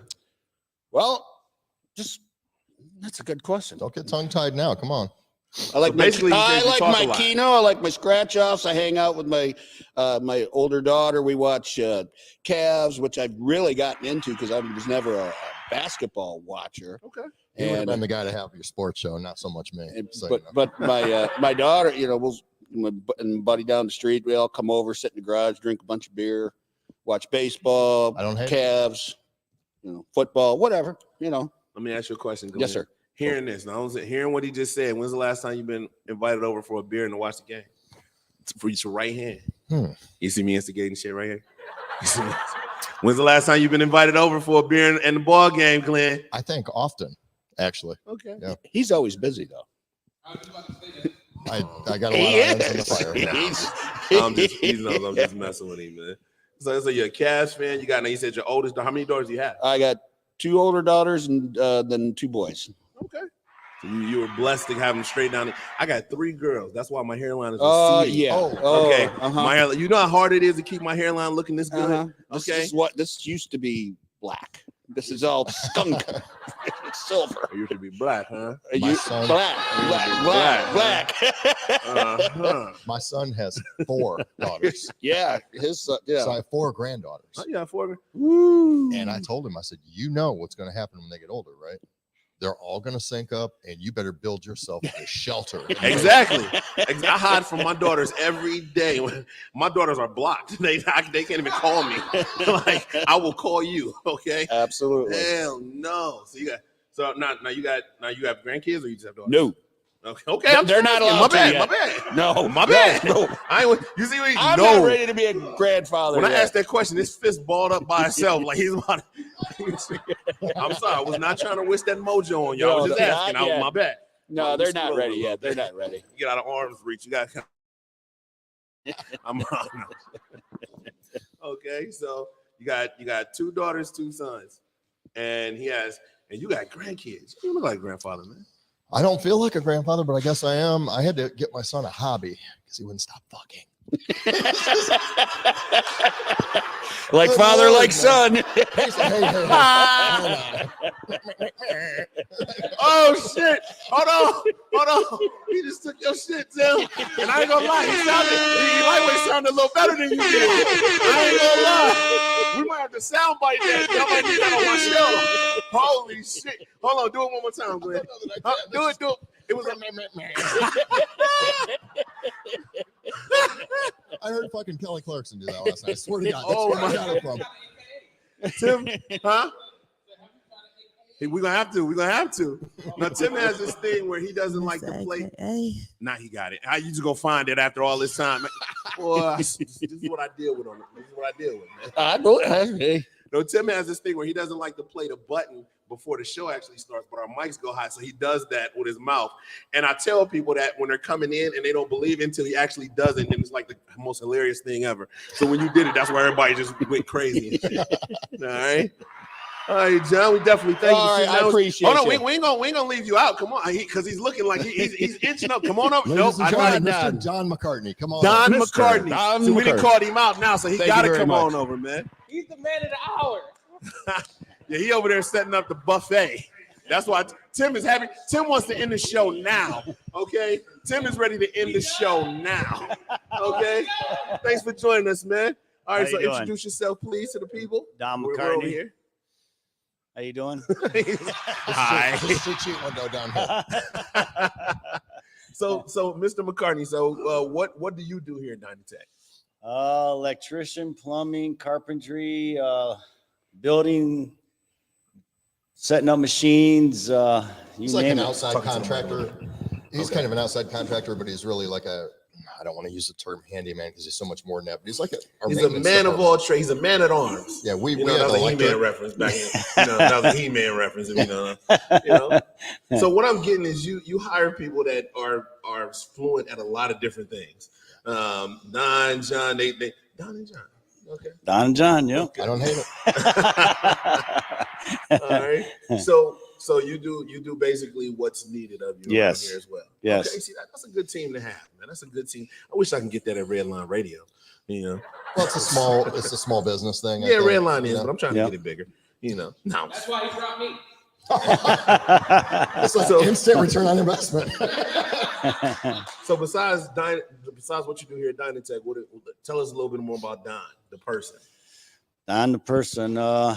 I've been hanging out with Glenn's family for, probably 10, 15 years. His mom and dad, his mom gave me my shot back when I first started my electrical business. And I've been doing stuff for them. They're gone now. But I do a lot of stuff for Glenn at his houses, and everybody works here at their houses. And I only have one house, for the record. I was thinking it. I ain't gonna lie. I was thinking it. Houses. I heard it. I was thinking it, but I wasn't gonna say that. When my mom passed away, we had to do some things to get it up to code to sell. So I think in his other house he had over by, yeah. The summer home in Florida. I go down there every once in a while to fix some shit. Plus I'm in the golf league with them. It's a shame to see you go down. Yeah. So you're giving away too much information. Yeah, He's like, bad. Don, your part of the show is over. Go ahead. I'm gonna start getting the VFW stories out. Yeah, oh boy, no way. I need at least one VFW story. Oh, I don't know. I was just I know. You know. I need Don. Don knows some. If you don't know one, then he knows one. I need one VFW story before we go off the air. I can do better. I'll give you a golf league story. There you go. There you go. What was this kind of a VFW story? Because you were there earlier. Yeah, that's true. Won some money somehow. And it's funny how he knows exactly what story you're talking about. All you said was, I'm gonna give a golf story, but you were there. And he's like, yeah. Something came up. I don't know what I had going, but I couldn't play golf that day. But the guy said, hey, can you at least meet us up there before we take off and have a beer or two before we go like we do? And I'm like, all right, fine. Don shows up and he's happy. He's won some money. I was wondering where the happiness was going to come from. Like he just showed up like he's happy. That could have went a lot of different ways. I was going to say drunk, and I didn't want to come out and say it. I was feeling no pain. I was thinking more like, feeling no pain. Linked up with old girl down the street. No, no. Me and my wife been together since 9th grade. Isn't that crazy? Y'all could have lived down the street. Yeah, we could have. Yeah. I don't know where you live. Shout out to your wife, man. Yeah. Tammy McCartney. Hey, Tammy. Hey, Tammy. Oh boy. Run, Tammy. Nah, like, yeah, that's enough. That's enough. Okay, yes, enough. All right. But go ahead. So you showed up. You're happy. Now, how happy are you? It was kind of trashed. I probably don't. I don't remember too much of it.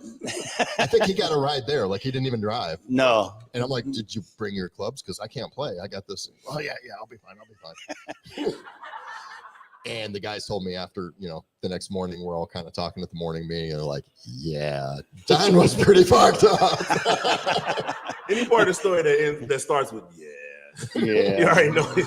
Well, how bad was it? How bad did the team do? Yeah, Don was like pretty much a no-show. I don't even know why he bothered coming. Right. The fact that he said he doesn't remember most of it says. Now I need video of this because if you don't remember most of it, this was pretty entertaining shit. When we normally ride together, like all summer, and the one time you don't ride with him, you get the story of okay. I feel like I missed a YouTube moment there. Yeah. So what have you been told about that moment, Don? You don't have to incriminate yourself. You don't have to, is there, like where you dancing on the course, where you know what I'm saying? Riding the club, like, what are you doing? I might have. I don't know. Somebody done told you something you were doing that day now. It's okay. We'll talk after the show. Yeah. We'll talk off camera. Yeah. Okay, but I'm getting this story before I leave. Definitely, man. We definitely want to thank you guys for sitting down with us. We ain't done yet, but I would definitely because I will end the show like real quick. Ask me the question. What question? Oh, we gotta ask him the question. Oh, we gotta ask him the question. Okay, now hold on. I got you, Tim. I got you, Tim. I got you. I got you, Tim. So, Don. May I call you Don? Yes, sir. Okay, Don. Now we know you're married, but if you could. Okay. Don, if you're nasty. Donald, if you're nasty. Okay. Now, we're gonna say that for the next 2.5 minutes. Oh boy. 2.5. You are not married. Okay, Tammy's not watching. If she is, then I'm sorry, Tammy. I feel like Tammy would give her blessing. I will take this on the chin, Tammy. This is me. This is not Don. Okay, Don. If there were 2 celebrity women that you could sleep with, he's already got the answer. Look at him. No. he's still thinking about Tammy. Okay, he's like, I don't know how to answer this question because I gotta go home tonight. My couch is not the most comfortable. Yep. Okay, so we'll say let's take it a step further. Let's say back in your youth, before you were married, who did you have a crush on? We'll do it that. Can we do it that way, Tammy? Tammy said yeah. Okay. So who would you have gotten with if Tammy wasn't in the picture? Probably Farrah Fawcett. Farrah Fawcett. Solid answer. Yeah. Okay. Solid answer. Yeah. I I'm remember not that. mad at Farrah. Oh, I'm yeah. not mad at Farrah. Or Cher. Look at Ziggy over here. He like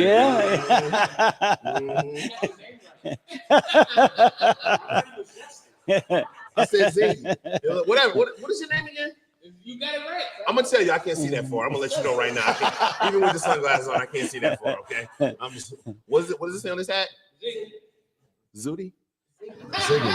Ziggy. Okay. Yeah, we're gonna go back to Zesty. We like Zesty the best. Okay. Zooty, it wasn't bad. I'm just saying. It wasn't. We're gonna take a vote on that. We're gonna take a vote. So besides Farrah Fawcett, give me one more. Cher. Now that's because he said Cher. Yeah. I just saw her on TV last night. It's amazing. She's like 80 too. I couldn't believe it. Yeah.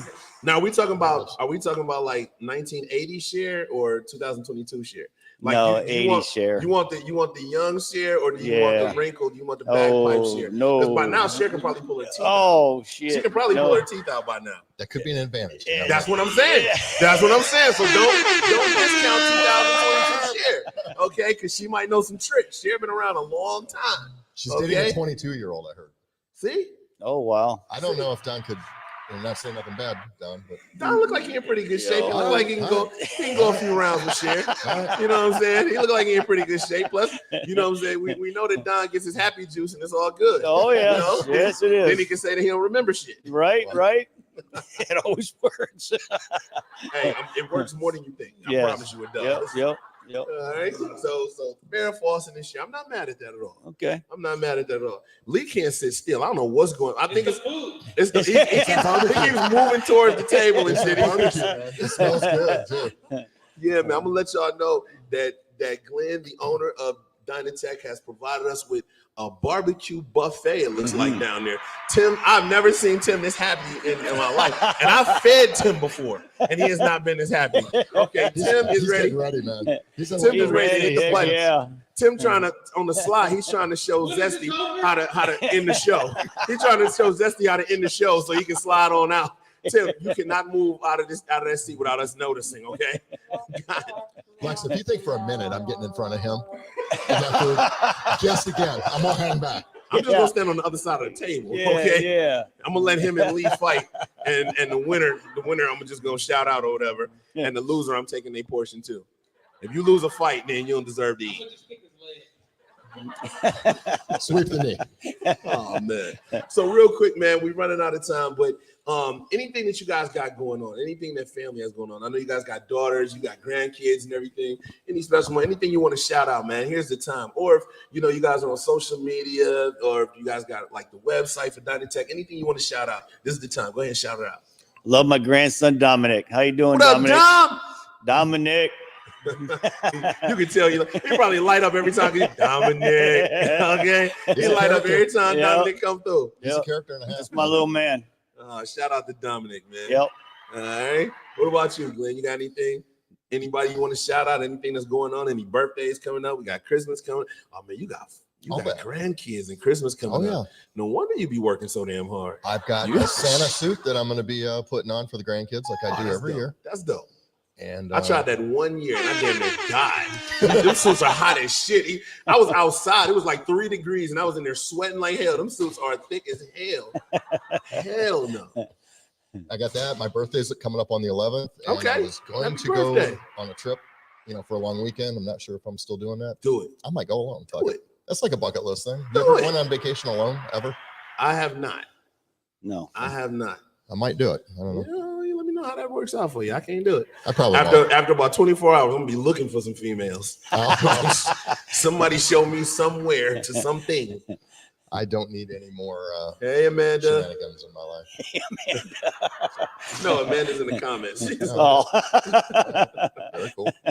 Okay, but so other than that, just holiday stuff. Okay. And we're getting ready for trade show. This trailer behind us is going to be loaded up with all of our gear. And trade show. What is trade show?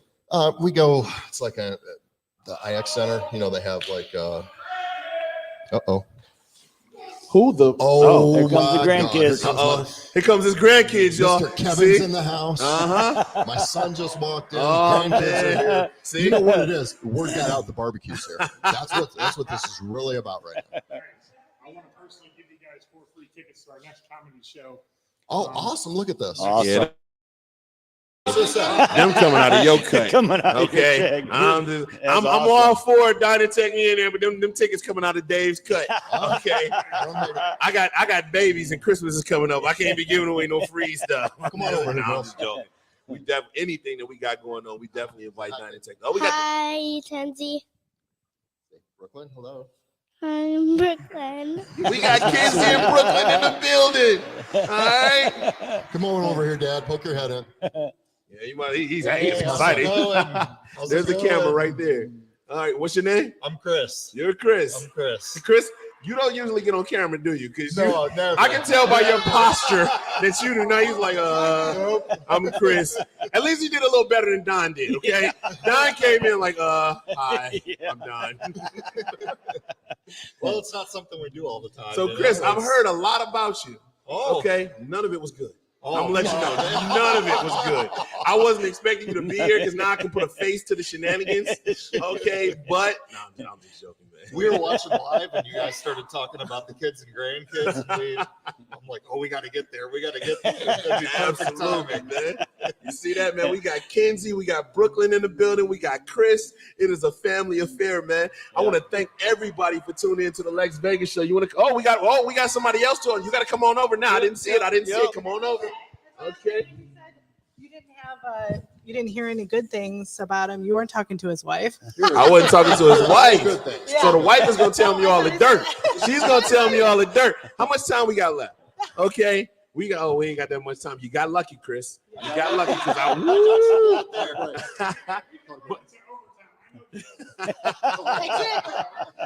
but shout, what's your name? Amanda. Amanda, you are Chris's wife? I'm Chris's wife. Okay, and you're a Bills fan. We are Bills fans. Okay, I'm not mad at that because I got Josh Allen and Stephen Diggs on my fantasy team, and I'm in first place. So I'm How not did mad you at get that both? at all. That's good. I'm Lex Vegas, baby. Smarty Okay. baby. You must be I'm a guru. drafting with some I am amateurs. a guru. Okay. Guru, but definitely. So we definitely we run out of time. You guys came in at the last minute. We're actually about to shout out, but I definitely want to thank you guys for joining us. Want to thank Brooklyn and Kenzie especially, for cuting up the set real quick. All right. We want to thank Chris. We want to thank Amanda. We want to thank Brooklyn. We want to thank Kenzie. We definitely got to thank Don and John. And of course, our owner, Glenn from Dynatech. You got anything to say before we get up out of here, Dan? Yeah, I'm going to stand clear of the food because I see a lot of these guys are looking, their mouths are watering. Shit's getting ready to go down here. So. Well, we're going to go ahead and eat, man. So I want to thank y'all for joining us on this special edition of the Lex Vegas show. They got me up early as heck because now we got kids in here and I can't say that. Okay, so I'm glad that we're out of time, and we will see y'all on Thursday at our regular time, regular station, same Lex channel, same Lex place. We're gonna see y'all later. Timbuktu, it's time to eat. Go ahead and fade us up out of here. The following presentation is rated Lex. Would not recommend without adult supervision.